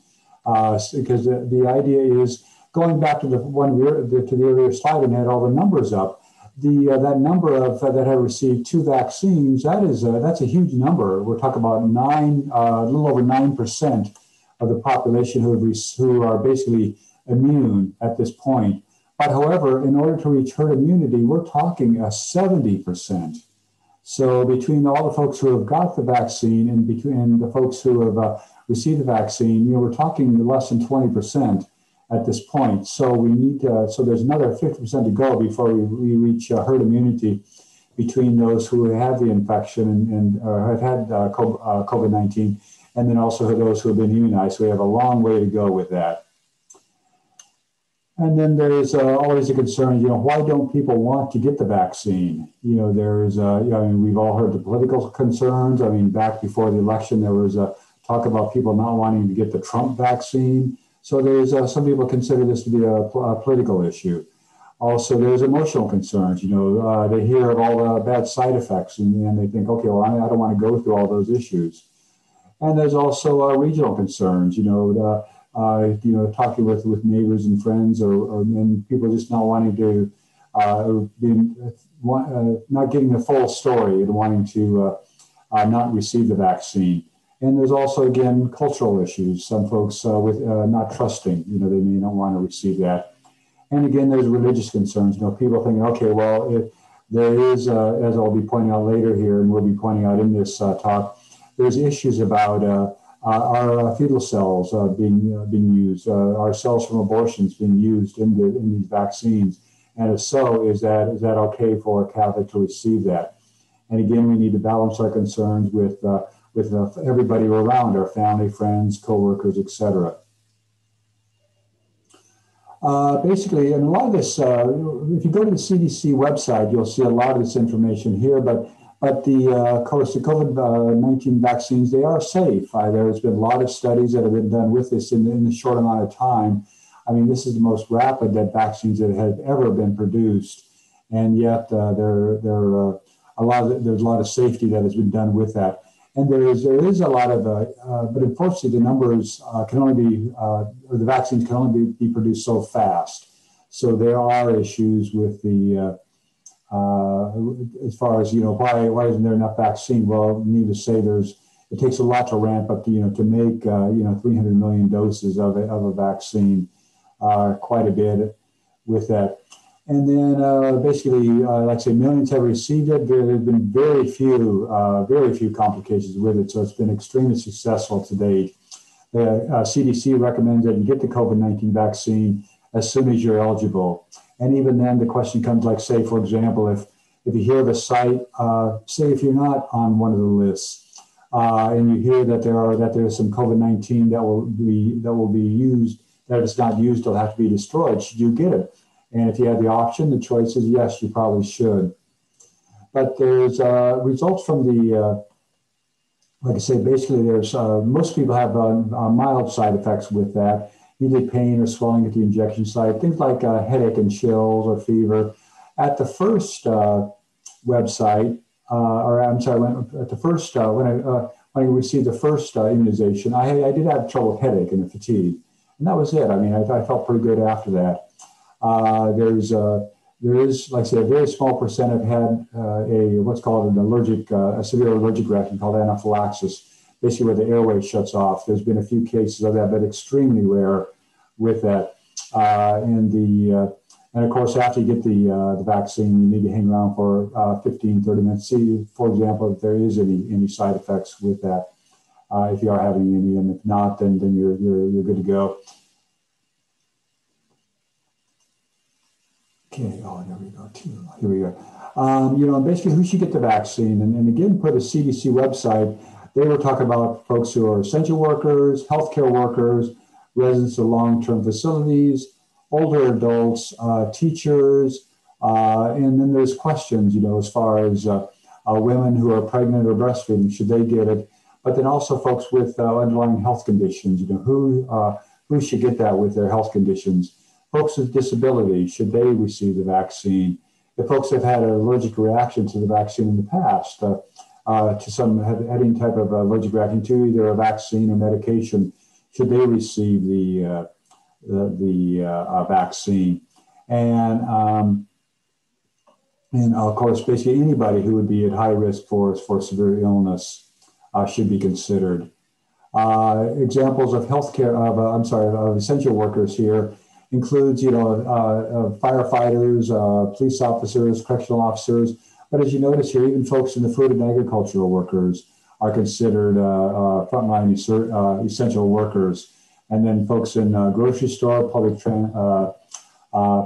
transit workers, those in the educational center. And then lost control again here.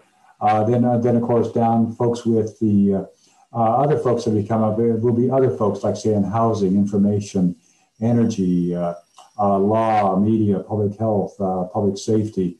Those are all folks that should be considered essential. And then also there's within the healthcare, who's considered a healthcare worker? Of course, anybody in emergency areas, emergency rooms, and on here too is the folks like, say, for example, on the ambulances. Those are folks to be considered as well. People and nurses and nursing assistants, physicians, technicians, therapists, dentists, and their dental hygienists, phlebotomists, pharmacists, students in training, contractual staff, food working in the food services and environmental service, and even in the admin section are considered essential. As far as teachers, basically any teacher, including teacher's aide and those involved with the care of children, bus drivers, janitors, admin staff, cafeteria workers, substitute teachers, all are considered essential with this. And as far as folks with underlying immune system, there's anybody who has a weakened immune system. This may be due to an illness or to a medication. Say folks that are on steroids, those folks are considered immune compromised and should be considered for the vaccine. Folks with autoimmune disorders. And a lot of you can remember way back during the swine flu, there were some folks with that developed what's called Guillain-Barré, numbness or loss of feeling in the hands and feet that developed from swine flu. So there's concern, are we going to get that from this vaccine? And so far, there hasn't been any issues. There were, however, some issues of folks that developed Bell's palsy around the time when they received the vaccine in the initial studies. but that hasn't shown to be any connection with the vaccine. It appears to be just incidental. But also folks who have diabetes, heart disease, cancer, folks who are obese, and folks over age 70 should all have underlying health conditions that should be considered for the vaccine. And folks who have had allergies, those are other folks. If people have had a severe reaction to a previous vaccine, they really need to discuss that with their healthcare provider. Also, if they've had any, especially if they had an issue where they've had breathing difficulties, where they had to use either a steroid or an EpiPen, and or if they've also had to go to the emergency room because of the reaction they had with that. The other issue is if they've had a vaccine where they've had the mRNA or let's call polyethylene glycol in the immunization had a reaction, they possibly need to consider that they've had they may need to discuss it over with their healthcare provider. Also, if they've had a severe reaction, it's like, say, for example, if somebody's had a peanut reaction or some other type of food where they've had their airway closed down, pet allergies where they have to avoid pets, reaction to venom, environmental allergies or latex, anything where they've had airway breathing issues, they need to be considered.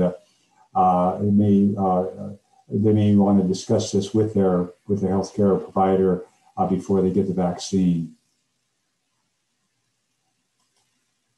And then, let's see, here we go. The question comes as far as folks who are pregnant, should they get the vaccine? And the recommendation through the CDC is to get the vaccine.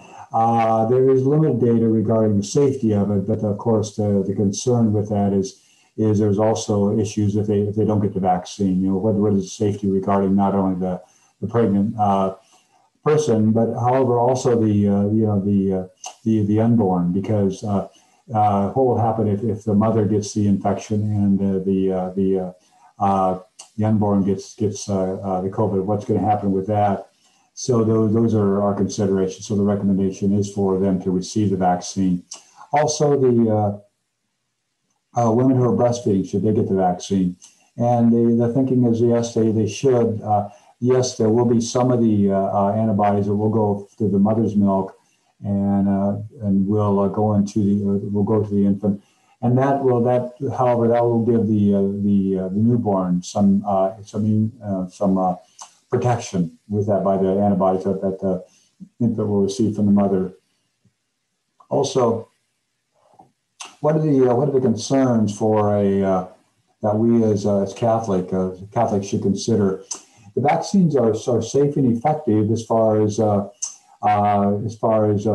physically, but then ethically, right now at this point, as I've been saying, the concern is how do you balance between the vaccines that do use the aborted fetal cells and between trying to decide if you should get the vaccine with that regarding society in general. Both Pfizer and Moderna are mRNA vaccines. They use some abortion fetal cells during their testing, but not during production. Johnson & Johnson and AstraZeneca, they use abortion-derived fetal cells to produce their vaccines. So between these, if you do have a choice, it is better to go with the Pfizer and Moderna as opposed to the Johnson & Johnson, and then the AstraZeneca whenever it gets approved, for use in the United States. It is being used elsewhere around the world. But if they are used, basically, is there an alternative to consider?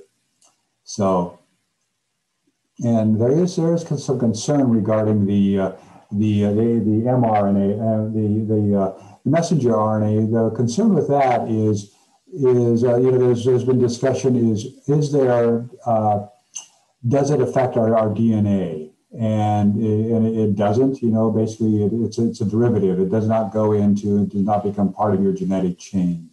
So that is either. But there's been a lot. As a matter of fact, there's been one thing I was looking at. They said that for every book or for every article that is for the vaccine, there's like 20 articles out there that are against it, and usually a lot of it has so you have to be very careful when you look at what is out there, and really there's no alteration of somebody's DNA if they receive the mRNA vaccine. But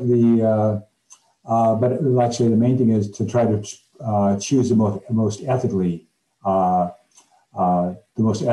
vaccine. Like say, for example, use a Pfizer or Moderna versus Johnson & Johnson at this point.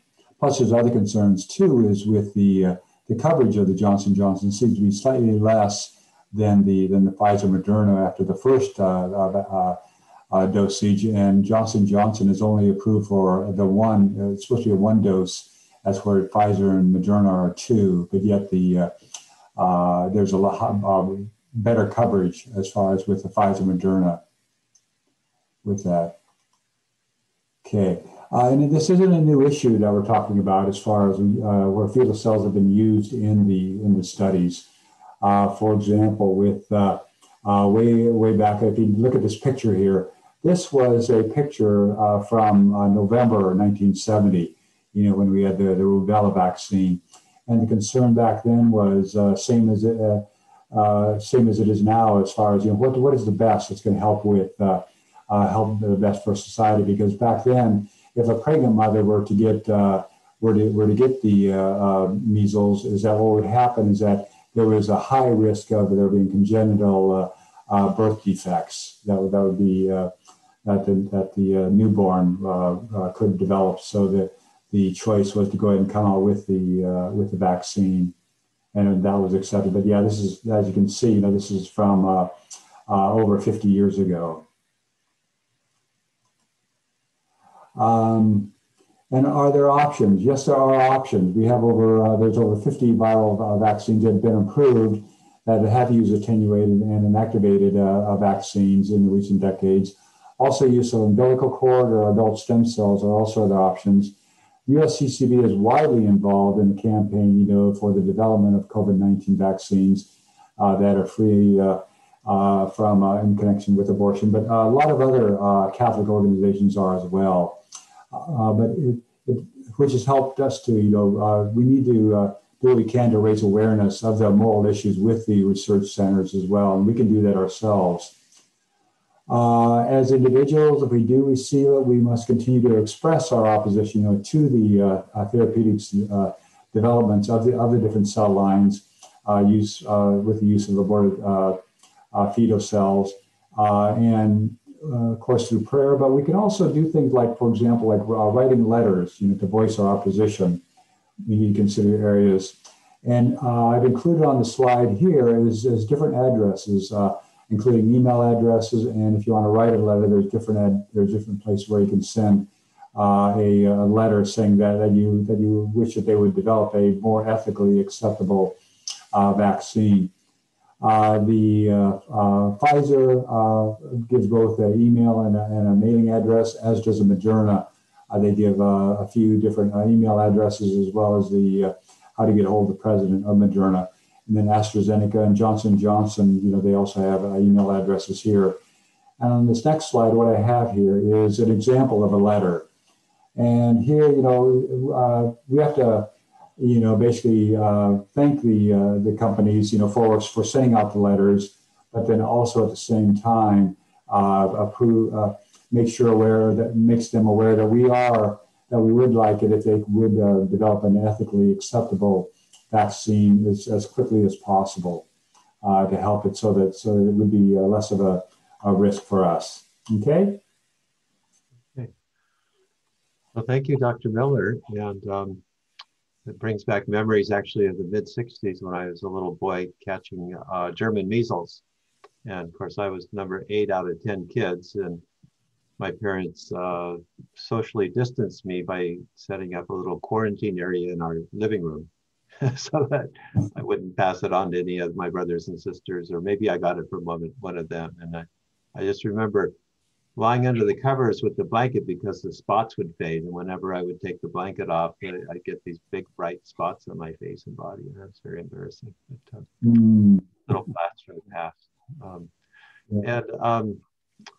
When we get into the resource section, we did send out links to a short article that's now on the website that has the sample letters. And the ones that you see on that website, sample letter 2, that's the text from the Catholic Medical Association. And what I've done with those sample letters is to fill in the addresses for the presidents of Pfizer, Moderna, and then Johnson & Johnson. So all folks have to do is download that Word document, put your name and address in there, sign it, and mail it off. And so we obviously take very seriously our obligation to advocate for more ethical research. But the headline of that article was "Vaccine is approved." And I think that's the key message, that these vaccines do have the approval of the church, and we do need to pay attention to the ethical questions.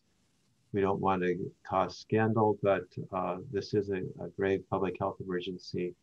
There's a remote connection to abortion, even with Johnson & Johnson. And if that's the choice that's available, and there's no reasonable other alternative, then it is certainly, we look at the common good of society. So, and Father Jaime can build on that, I think. So Father Jaime, I'm going to put your presentation up on the screen now, and then I'll turn remote control over to you. You may sometimes lose control because that means I'm moving my mouse around a little bit on the screen, but just click your mouse back on the screen. Monsignor Seiler, we did have a question. Oh, yes. Okay. For Dr. Tom from Sue. How do you know that it's safe to receive the messenger DNA cells? Oh, yeah, and I tried to address that during the talk. I saw the question come up. Yeah, there is no connection. In other words, it's not like it goes in and becomes part of our DNA. The mRNA, it is basically how it's produced. It does not, it's not absorbed into your DNA.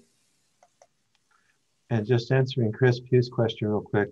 Chris, the article that's posted on our website has the addresses for Johnson & Johnson, Moderna, and Pfizer in those Word documents. We haven't put up the one for AstraZeneca yet because it's not been approved for use in the United States, but we will. And we will be sending out these presentations as well, so you'll have access to that information. Any other questions? Okay, without too much further ado, let me get this set up for you, Father Jaime.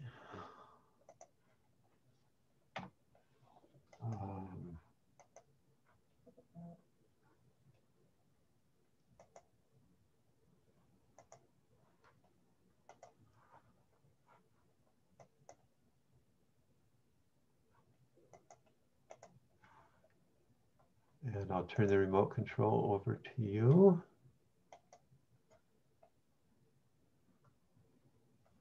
Okay, and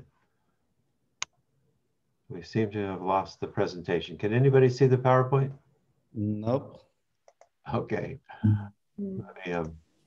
I can screen sharing from my computer if you want.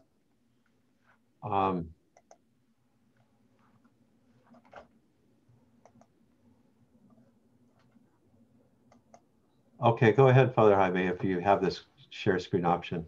Okay, right here. Can you see it? Yes. Yes. Okay, many of the things that we'll say, Deacon Tom Miller already shared with us, so we'll repeat some of the things based on the teachings of the church. This is the program that I will address to you during this half hour. I want to say something about natural law, Catholic principles, what is the moral issue with these vaccines, what is about use of embryonic cell lines, and degree of responsibility and cooperation with evil. I will say some things about a principle of double effect, and at the end, some remarks. And I will give you also the National Catholic Bioethics Center. They have a special webpage where they answer questions about the moral issues on the vaccines and other matters. So what is natural law? Everybody, no matter what religion or no religion, everybody has something in their hearts that it tells them what is good and what is evil. And that's natural law. It's a law to which the Apostle Paul refers, as you will see there in the PowerPoint, Indeed, when Gentiles who do not have the law do by nature things they require by the law, they are a law for themselves. It means everybody knows what is good and what is bad. This is the first thing that I have to keep in mind. Everybody is trying to do something good about this situation that we experience as a whole in the earth, in the world. The Catechism of the Catholic Church tells us about natural law, that we, by reason, we can identify what is good and what is not good. Let me move a little bit. So by reason, man recognizes the voice of God, which urges him to do what is good and avoid what is evil. This is the main principle. We had to try to reach the good, not just for ourselves, but for everybody. It's in our natural law. Its voice ever calling him to love and to do what is good and to avoid evil. So everybody, no matter if it's Catholic or not, they will understand what is the goodness that we pursue about having vaccines or how to overcome the situations in this very special time where the things are not so easy. Then knowing that all human beings are able to identify what is good and what is bad, even though that if sometimes they think that they are doing good, but at the end they are not, because they don't follow certain principles.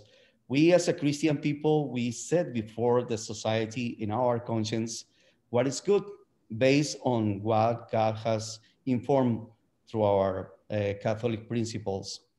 We always have to keep in mind first that we are good Samaritans. Do to others as you would like them to do to you. This is one challenge because when I speak with the people, they say that they feel like this is just a flu, there's something that is not so dangerous as they think. And when I go in the deep of the conversation and I share with them my experiences, saying that 3 members of my family died because of COVID, that very close friends of mine had lost even 10 members of their families. So I said to them, do you think that it will be good for you to have the same experience? For sure they not. And I said, okay, if you don't want that experience happen to your family, you should do the same thing for others, especially those who are affected already. Do not be overcome by evil, said Paul in the Romans, but overcome evil doing good. So this is one very important principle. We are to fight this pandemic doing good. Doing good, that's the first thing. How we do good? Doing to others what they want us to do it. That's why we wear masks, and sometimes we feel uncomfortable when somebody approaches us without wearing masks. And we see that is something that is not yet understandable, why these people are not doing that in the distance of things that we already know that will prevent the spread of the infection. But most of all, we as a Christian people, we believe that the commandment of love is the center or the core of all moral decisions that we make. Love, the commandment of love God and love our neighbor. John chapter 13, a new command I give you, love one another as I have loved you. It means the stream of suffering, sacrifices.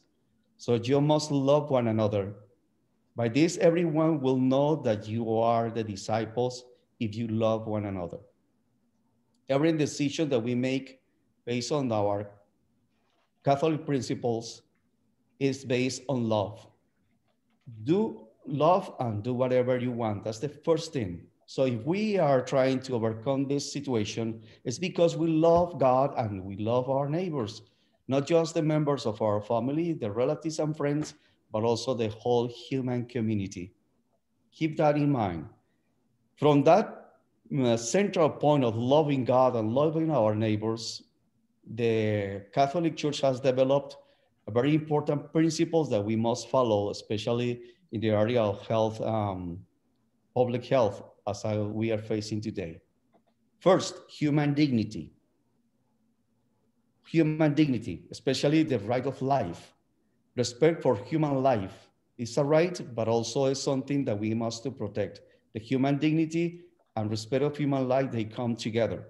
And remember that we Catholics believe that human life starts from the beginning, at the conception, to the natural death. Keep that in mind. First, doing good. Second, as God loves us. And third, human dignity and respect of life. The third thing is a common good. Everything that we do is not just because of ourselves. We believe that our lives is not just ourselves, but the responsibility that we have to bring to others that human dignity and preserving of life that we're speaking about. Solidarity, subsidiarity, and preferential option for the poor. And in this case, we're speaking especially for the most vulnerable people in our society. Dr. Miller already explained what are the most vulnerable people that are affected by this pandemic. So we have to keep that in mind because we love them, because we look for the common good, and especially to protect the most vulnerable people.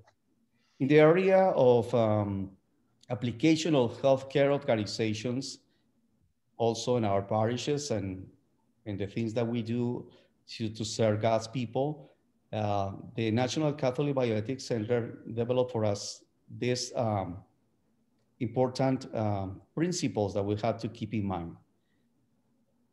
Human life, health, and dignity. If we protect human dignity, we have to protect, people says, comfort, health, and dignity. Everybody is, because of their dignity, we had to give them due care. Common good, prudential certitude, proportionality of care standards, therapeutic proportionality, subsidiarity, responsible stewardship, justice and objectivity, and charity and solidarity. In some degrees, we participate in different levels, doctors, nurses, in some third levels, we as a priest, also you as a members of active community in the church, you have also involved in certain of these principles. Let us say something about the common good. We are to protect each other. We have to follow the protocols to protect each other. Unfortunately, some people don't understand that. And we had to tell them to inform their conscience that they are also to be involved in the common good and the preserving of the health of all our brothers and sisters. I remember a friend of mine, she called me because another parishioner said to her that she must go to church no matter what, because God will protect her. And she is a very vulnerable person because she is fighting cancer. And she is in the process of recovering, and even she is receiving the last chemotherapies.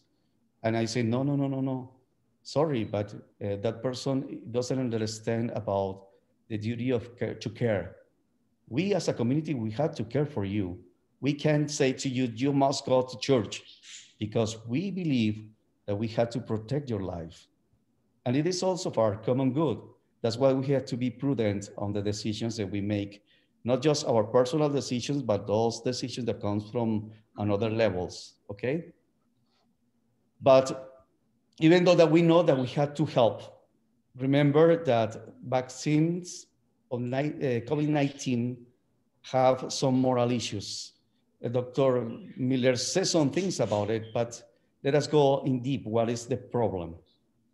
Christian tradition, we believe that it's clear that life from the beginning up to natural death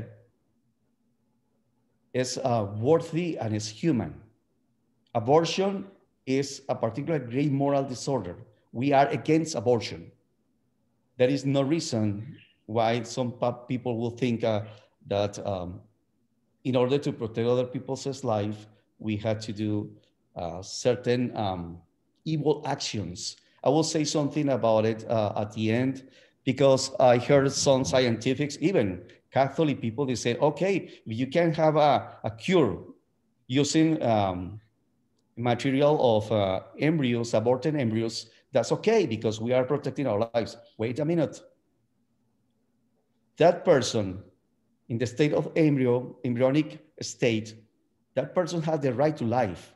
And we can use that person in order to reach the health of other people. So that's why we don't accept that aborted material be used for the research production on any kind of vaccine or therapy that will help other people.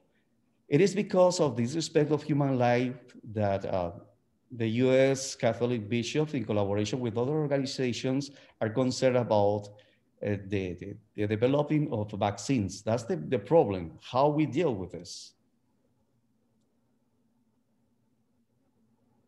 Dignitatis Persona, John Paul II, I don't remember the year that he wrote this beautiful message for us. He said, great reasons may be morally proportionate to justify the use of these products. For example, this is something that will answer your question, should I use the vaccine? It is a sin or not? It depends. It depends on the reason. What is the reason that we use the vaccine? And the reason is explained by the bishops, our teachers in faith.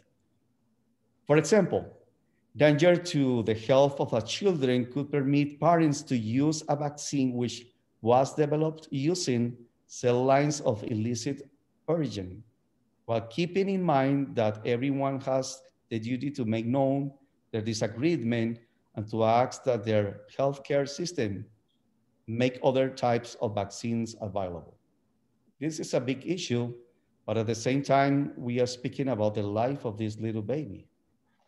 It concludes with a reminder that we are living in a context of the urgent need to mobilize conscience in favor of life, which points to the importance of avoiding scandal and giving witness to the dignity of human life. The bishop said, especially recently, they give a statement about Johnson & Johnson vaccine. This is a piece of that statement. While some pharmaceutical companies have been working on a vaccine of COVID-19 without using moral compromise cell lines at all, others have been using such cell lines in either the design and develop phase or the production phase of the both. It means that unfortunately, the vaccines that have been approved by FDA are, I'll say, compromised because they use in a different levels these human cells lines. But others are trying to do separated from the use of that human material. I have here a photo of Father Nicanor Austriaco. He is developing a vaccine, a dropped vaccine, using another kind of techniques and other kind of moral licit procedures. I always say, please pray for Father Austriaco that his investigation will bring us a good vaccine, thoroughly clean for moral compromising effects. But what make it so difficult is the reality that we are experiencing. Yesterday, I checked at 8 p.m. the last report of the CDC, and they said that at this time, more than 523,000 people died in the United States. The information about the vaccines have transmitted lower the situations of death in our country. The current COVID pandemic has created a situation with circumstances similar of those that I described before about the baby with a special situation, an issue, health issue, like a rubeola. First, at least at present, there is no available alternative vaccine that has absolutely no connection to abortion. Second, the risk to public health is very serious, as the numbers said to us.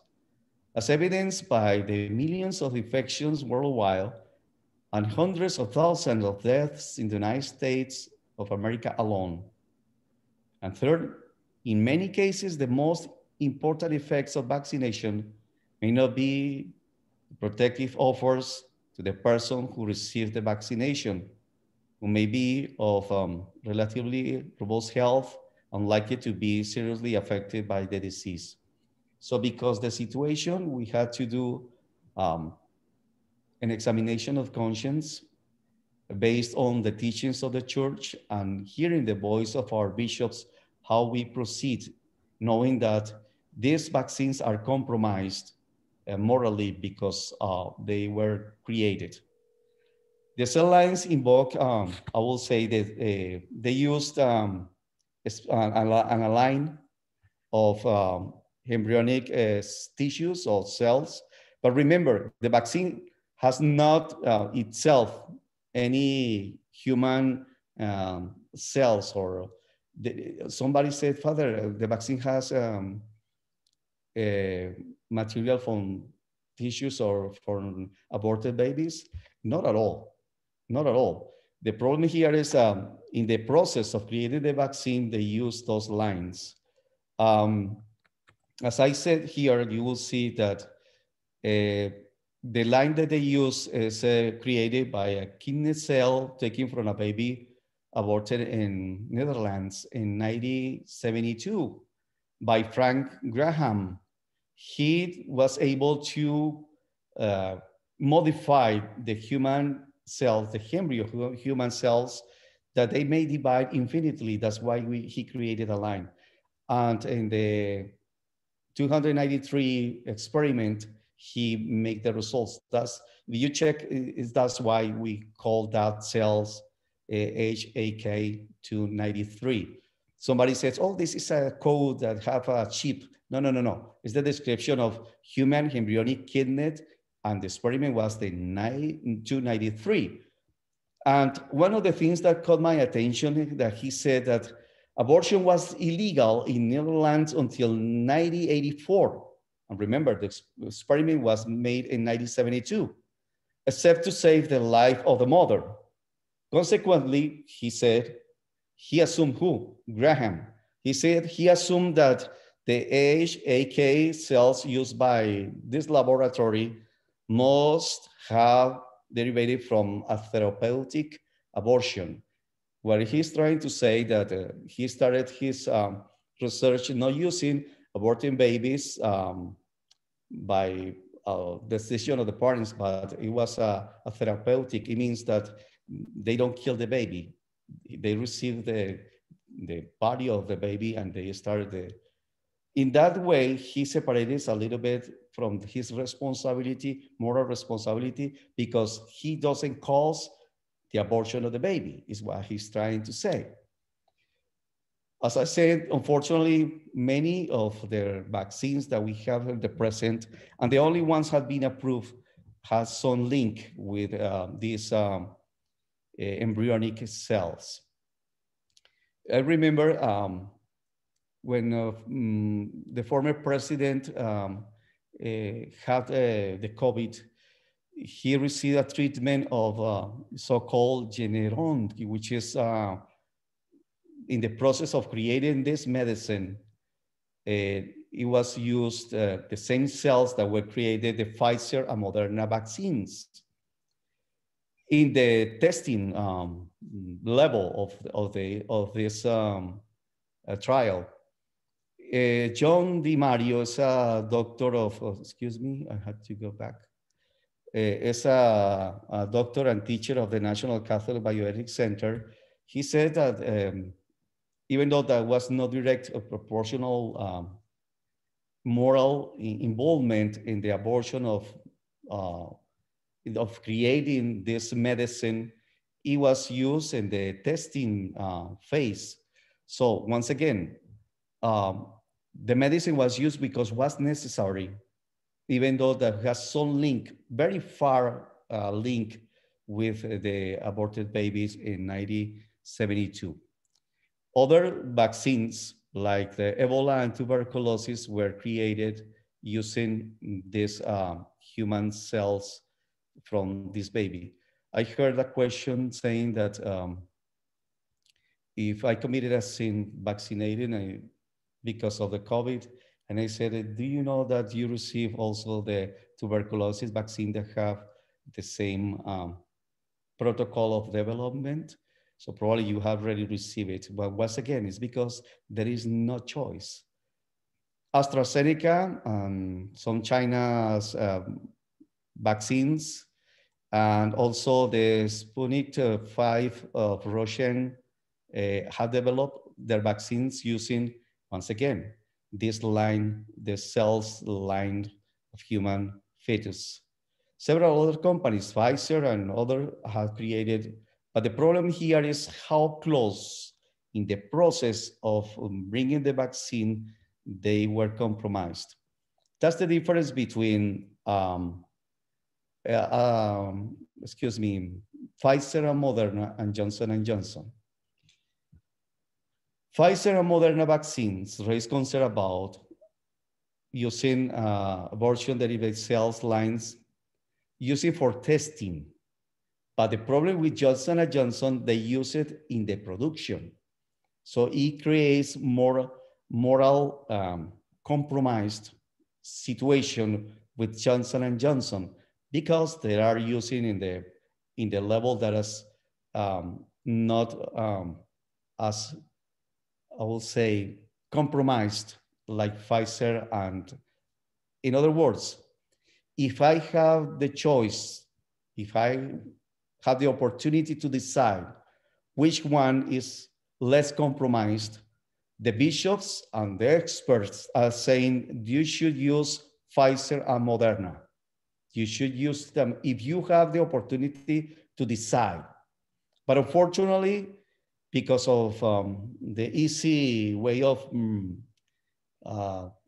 bring the Johnson & Johnson, because it's only one shot and the way to storage that vaccine is easier, some people will only have that choice, Johnson & Johnson, especially in poor countries. So they are to decide if they should use it or not. According to the situation that we're living, they are free to use Johnson & Johnson. In other words, it's okay to use it, but keeping in mind that it is not my fault, it's their fault. They are responsible for bringing this to us because they shoot it in another way. AstraZeneca, I won't say anything because it hasn't been approved. Remember, because we are facing a very hard situation, we are to receive the vaccine without any moral compromise from our part. It's more their responsibilities. That's why we say that there are different degrees of responsibility. Who is the most responsible is the creator of this vaccine. The companies and the labs or pharmaceutical that brings those vaccines to us. But remember, the real responsibility that falls on us is very small, I will say. The Holy See, remember, our bishops, especially the Pope, points out that there are different degrees of responsibility in cooperating with the evil action of others. Regarding the moral responsibility of those who are merely the recipients of an unethical vaccine. Remember, a serious health danger could justify use of a vaccine which was developed using cell lines of human embryos. In the view of the gravity of our current pandemic and a lack of ability of alternative vaccines, the reason to accept new COVID vaccines from Pfizer and Moderna are sufficiently serious to justify the use. We are to use that vaccines. Remember, if you have the option to decide Johnson & Johnson, but if you have only one, the recommendation is not imposed, it's the recommendation using what the church gives you to clarify and help your conscience to decide.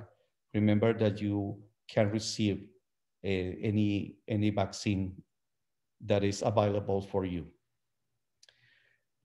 We use different principles. First is the human dignity and human life. We have protecting human life.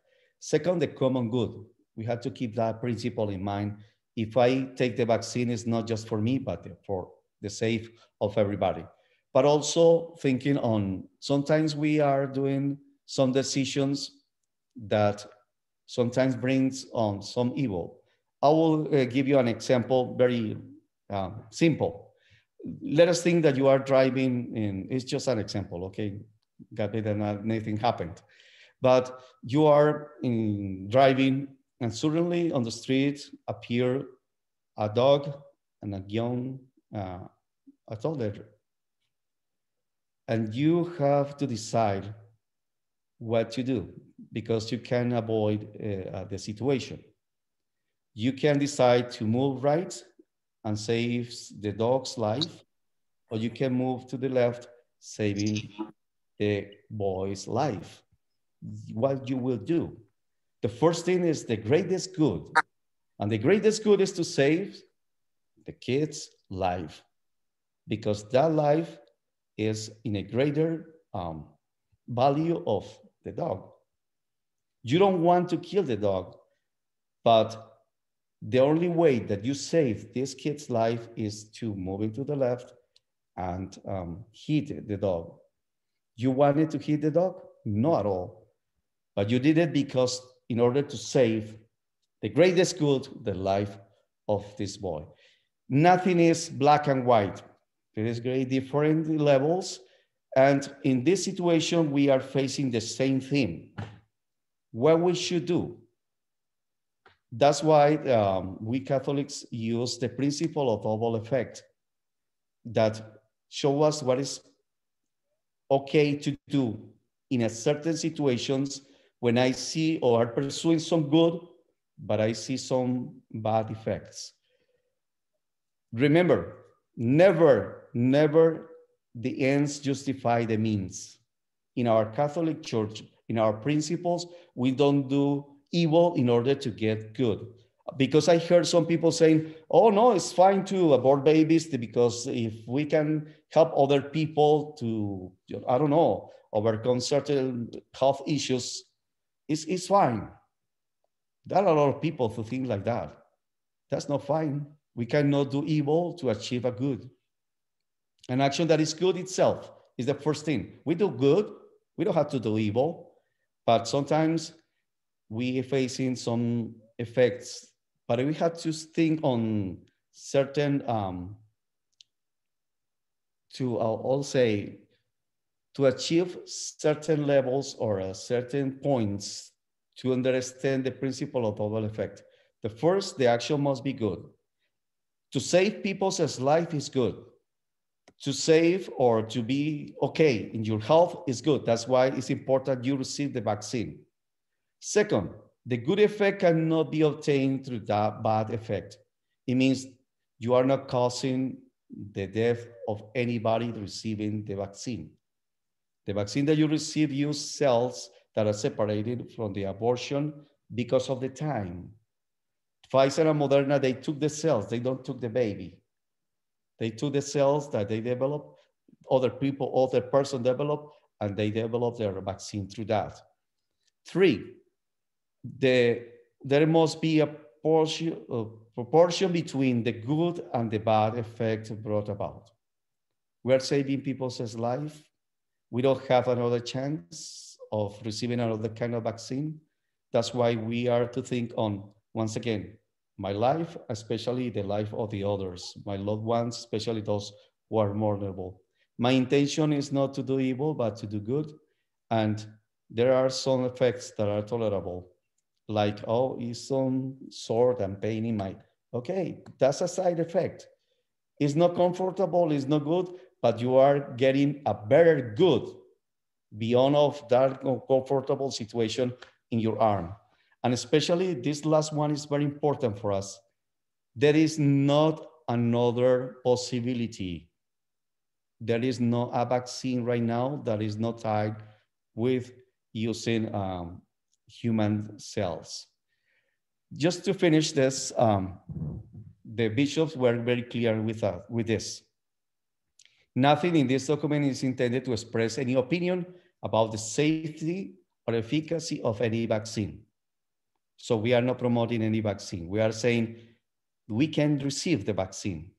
Second, we will keep in mind that some people cannot themselves receive the vaccine because of situation, health compromised situation. So we have to protect them. If they can't receive the vaccine, we do. And as we receive it, we are protecting them. Every person who comes ill with COVID is a burden for the health system. A lot of people with cancer, with other diseases, they can't go right now in many cities or places to receive help because those health facilities are full of people with COVID. The situation is unclear in terms of what vaccines are going. The most important thing is that we receive what we have in order to save our lives or the common good.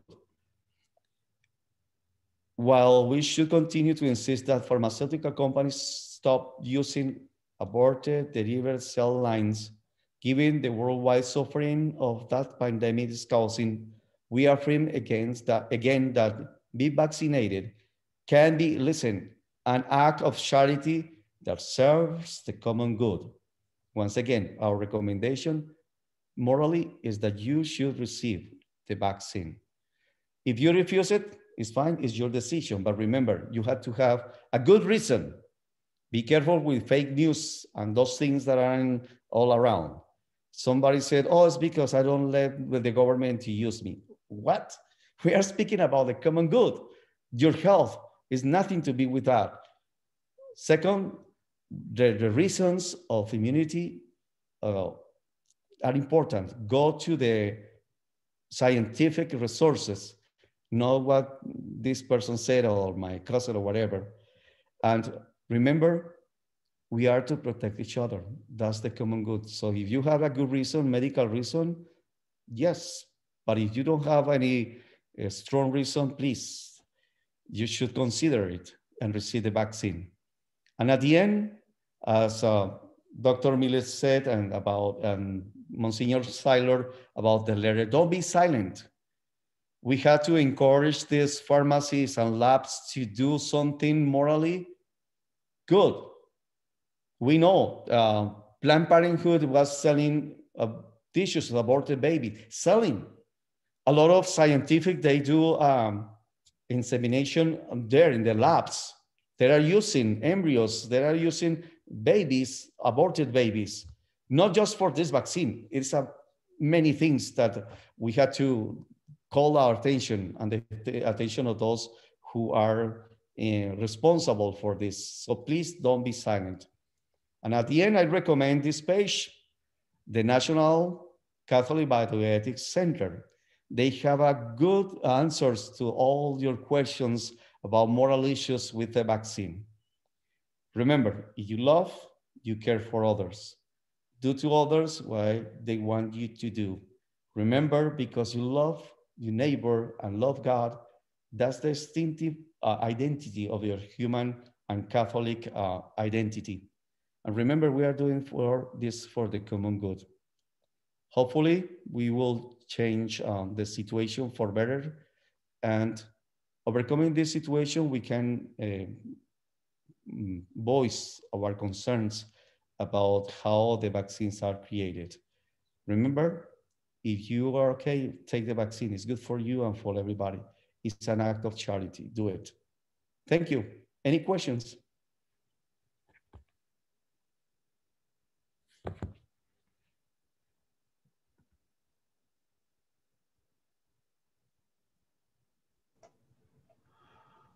Well, thank you, Father Jaime. It was very comprehensive. And again, we'll be sending out these PowerPoints from Dr. Miller and Father Jaime. And the one that I'm going to call up now and just go over briefly was sent out last week. And I'm just going to fill in a few little pieces. That last condition that Father Jaime addressed in terms of the principle of double effect, that there can't be that there has to be, or there can be no other alternative, may not have been in the classic definition of the principle of double effect, but it certainly makes a lot of sense. And I would maybe add the word reasonable to that, because there are some people who say, well, God is going to protect me, or God will work a miracle. And that's not a reasonable alternative, to expect that God is going to interact every time we ask him to on our behalf. That yes, there are miracles. Yes, God does intervene in our world. Oftentimes he uses us to bring about what seems a miracle to others. And we have to do the best we can within our human limits. God, it's true that we hear this with, why can't we receive the precious blood? Well, because the virus is transmitted more easily in fluids, and the Eucharist is not magic. It's not going to magically protect us from the coronavirus. So let me put my presentation up. Well, I think I'll first go to the website, just to show you where those resources are at.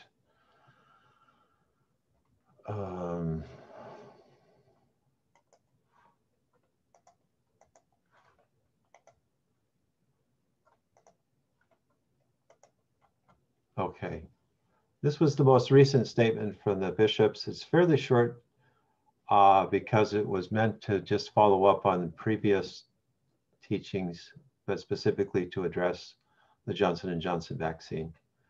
And so you'll see that we have it side by side in English and Spanish. You can share this resource with parishioners, put the link on your websites. And as I mentioned earlier in Dr. Miller's talk, can you see the letter that's open now? It says your name and address at the top. Yes. So what I did was I found the name of the CEO for Johnson & Johnson. I pasted in the Catholic Medical Association letter. This can be a letter I am or we are. If you're married, you might want to make this a joint letter with a spouse. And then there's the text of the letter that thanks them for the work that they're doing to keep people safe. This is amazing that we've had a vaccine produced in a year, but then also to just express our Catholic teaching, our Catholic point of view, that we really need to have more ethical vaccine cell lines, etc. And I think if we are unified and we keep knocking on that door, it may be a long time. It may not even be within our lifetime, the way our society and culture is going. But we believe our Catholic teachings can make a difference, and will make a difference. Now, what I did on the sample letter ones, these are taken from letters that were sample letters from the Diocese of Spokane website. I simplified them a little bit for our use. And just to show you the difference, I'll show the Pfizer letter first. So this letter actually starts out more with our expressing our concerns, so that concern is front and center. And we do get down here in paragraph 3 to acknowledging and with gratitude that the abortion-derived cells were not used in the actual production of the vaccine.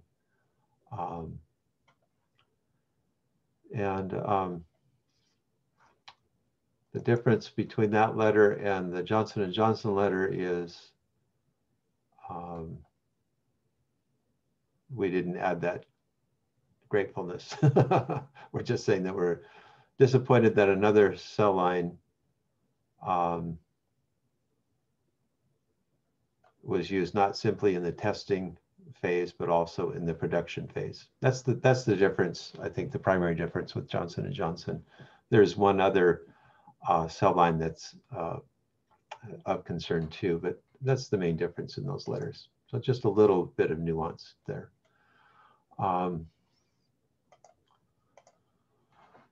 Okay, and then in terms of the presentation that I gave along with Bishop at the Magnificat a couple of weeks ago, I just want to point out a few things.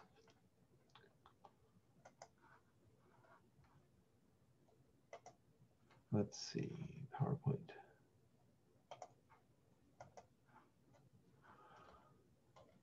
Okay, we started it this afternoon, remember, with that prayer from Pedro de la Cruz. Morally permissible, the state's bishops are all on board on the same page about the moral permissibility. And I think, you know, one of the reasons there is some ambiguity out there is because, unfortunately, not all of our bishops are on the exact same page with each other. And so there is some mixed messaging out there, and maybe we're explaining this too much to people. Maybe we should just say the vaccines are safe, get vaccinated unless you really have a moral objection. But because the overriding concern is to get this pandemic as completely under control as possible. In fact, if you want to watch a live stream from the Yakima Valley Farm Clinic Thursday, and we're going to send this link out, you can watch Bishop Tyson get vaccinated live. And I'm going to get vaccinated too.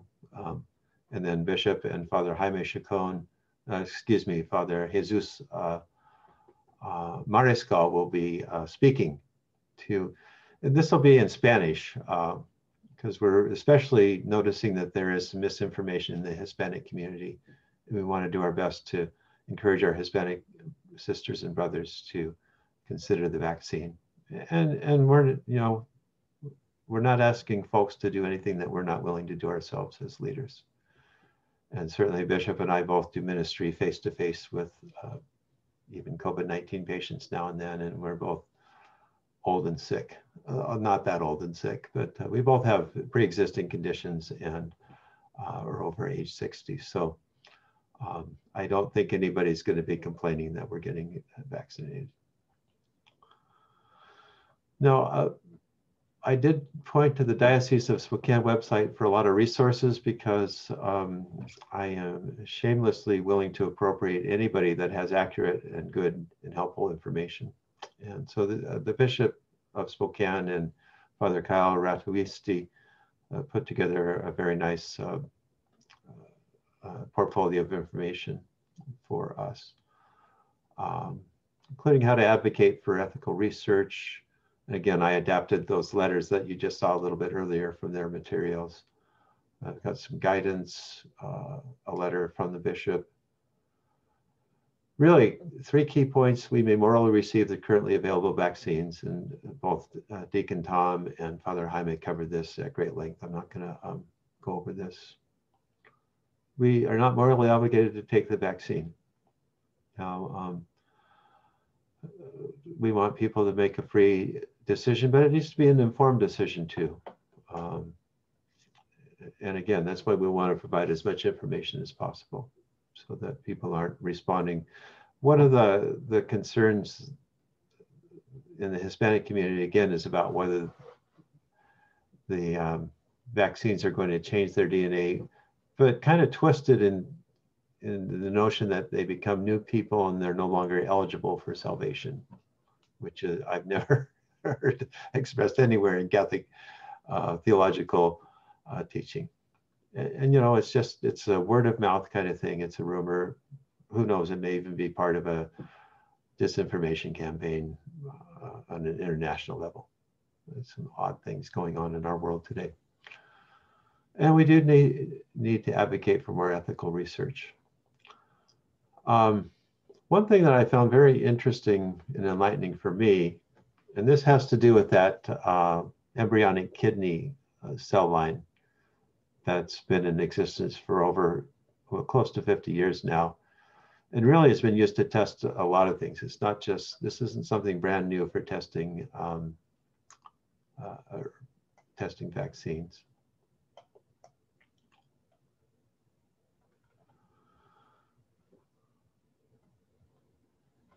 Oh, and look at that. I'm running into problems already.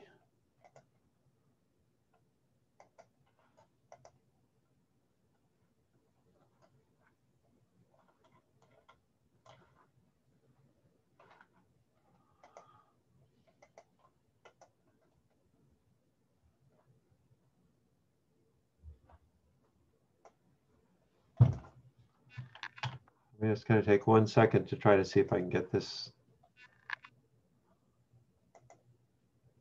Does anybody have any questions? And Deacon Ken, is there an actual reason that they only use aborted fetal tissue?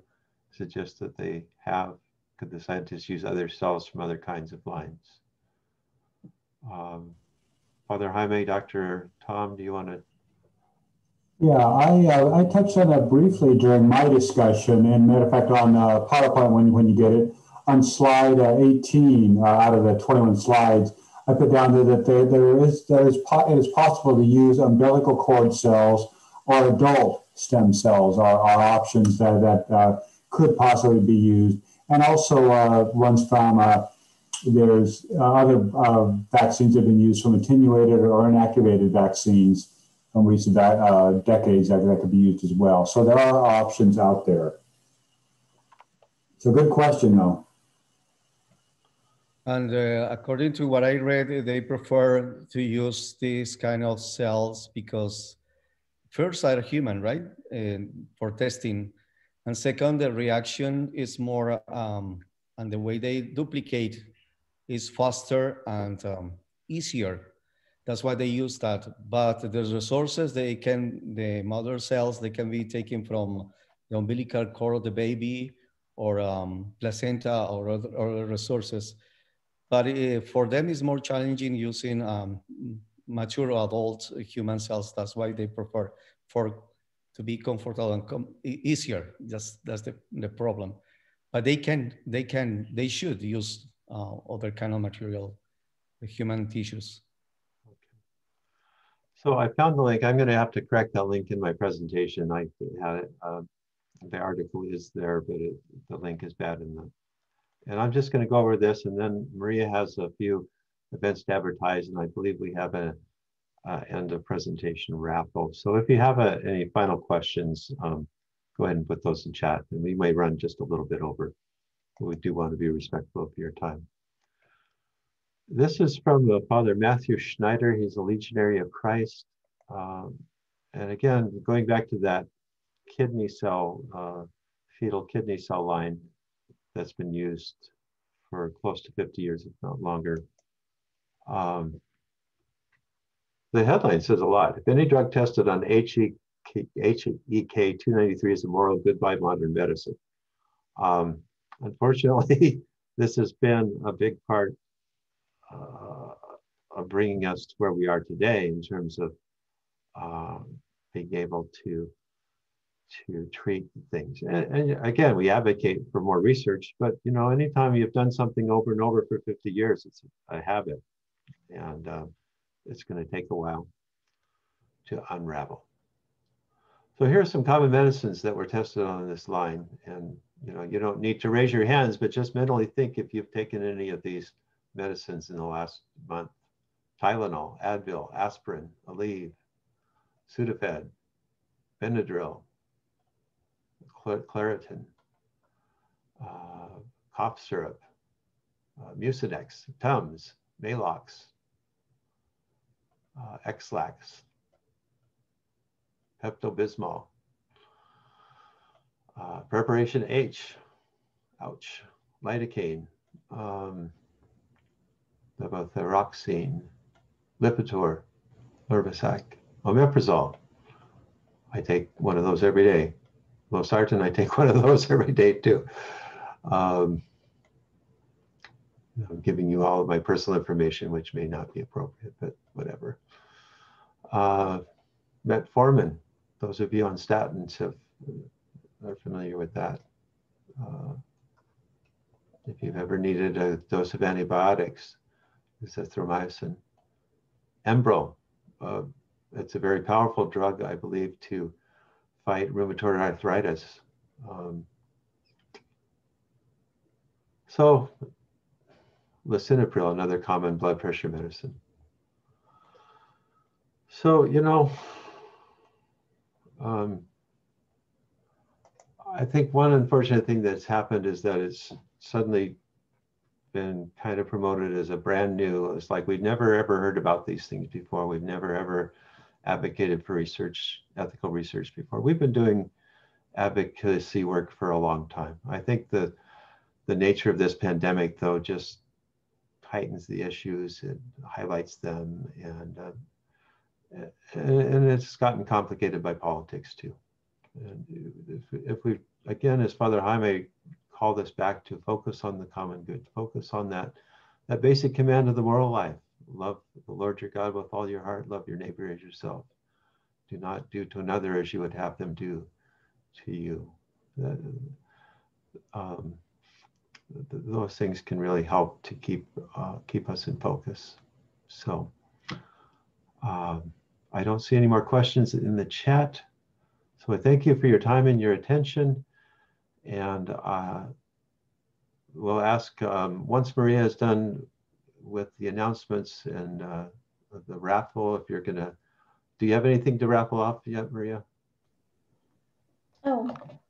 Anything Yes, to give away? A few more of these. Okay. Of the restaurant gift cards. Okay, we'll give some things away. Maria will make a few announcements of some other activities, and then I think I'll ask Monsignor Ecker to close us off with prayer. Okay, so the following winners are Berta from Holy Redeemer, Angie Demaray from Holy Trinity, and Father Felix Rodriguez. So I will be mailing your gift cards in the mail, hopefully with sometime this week.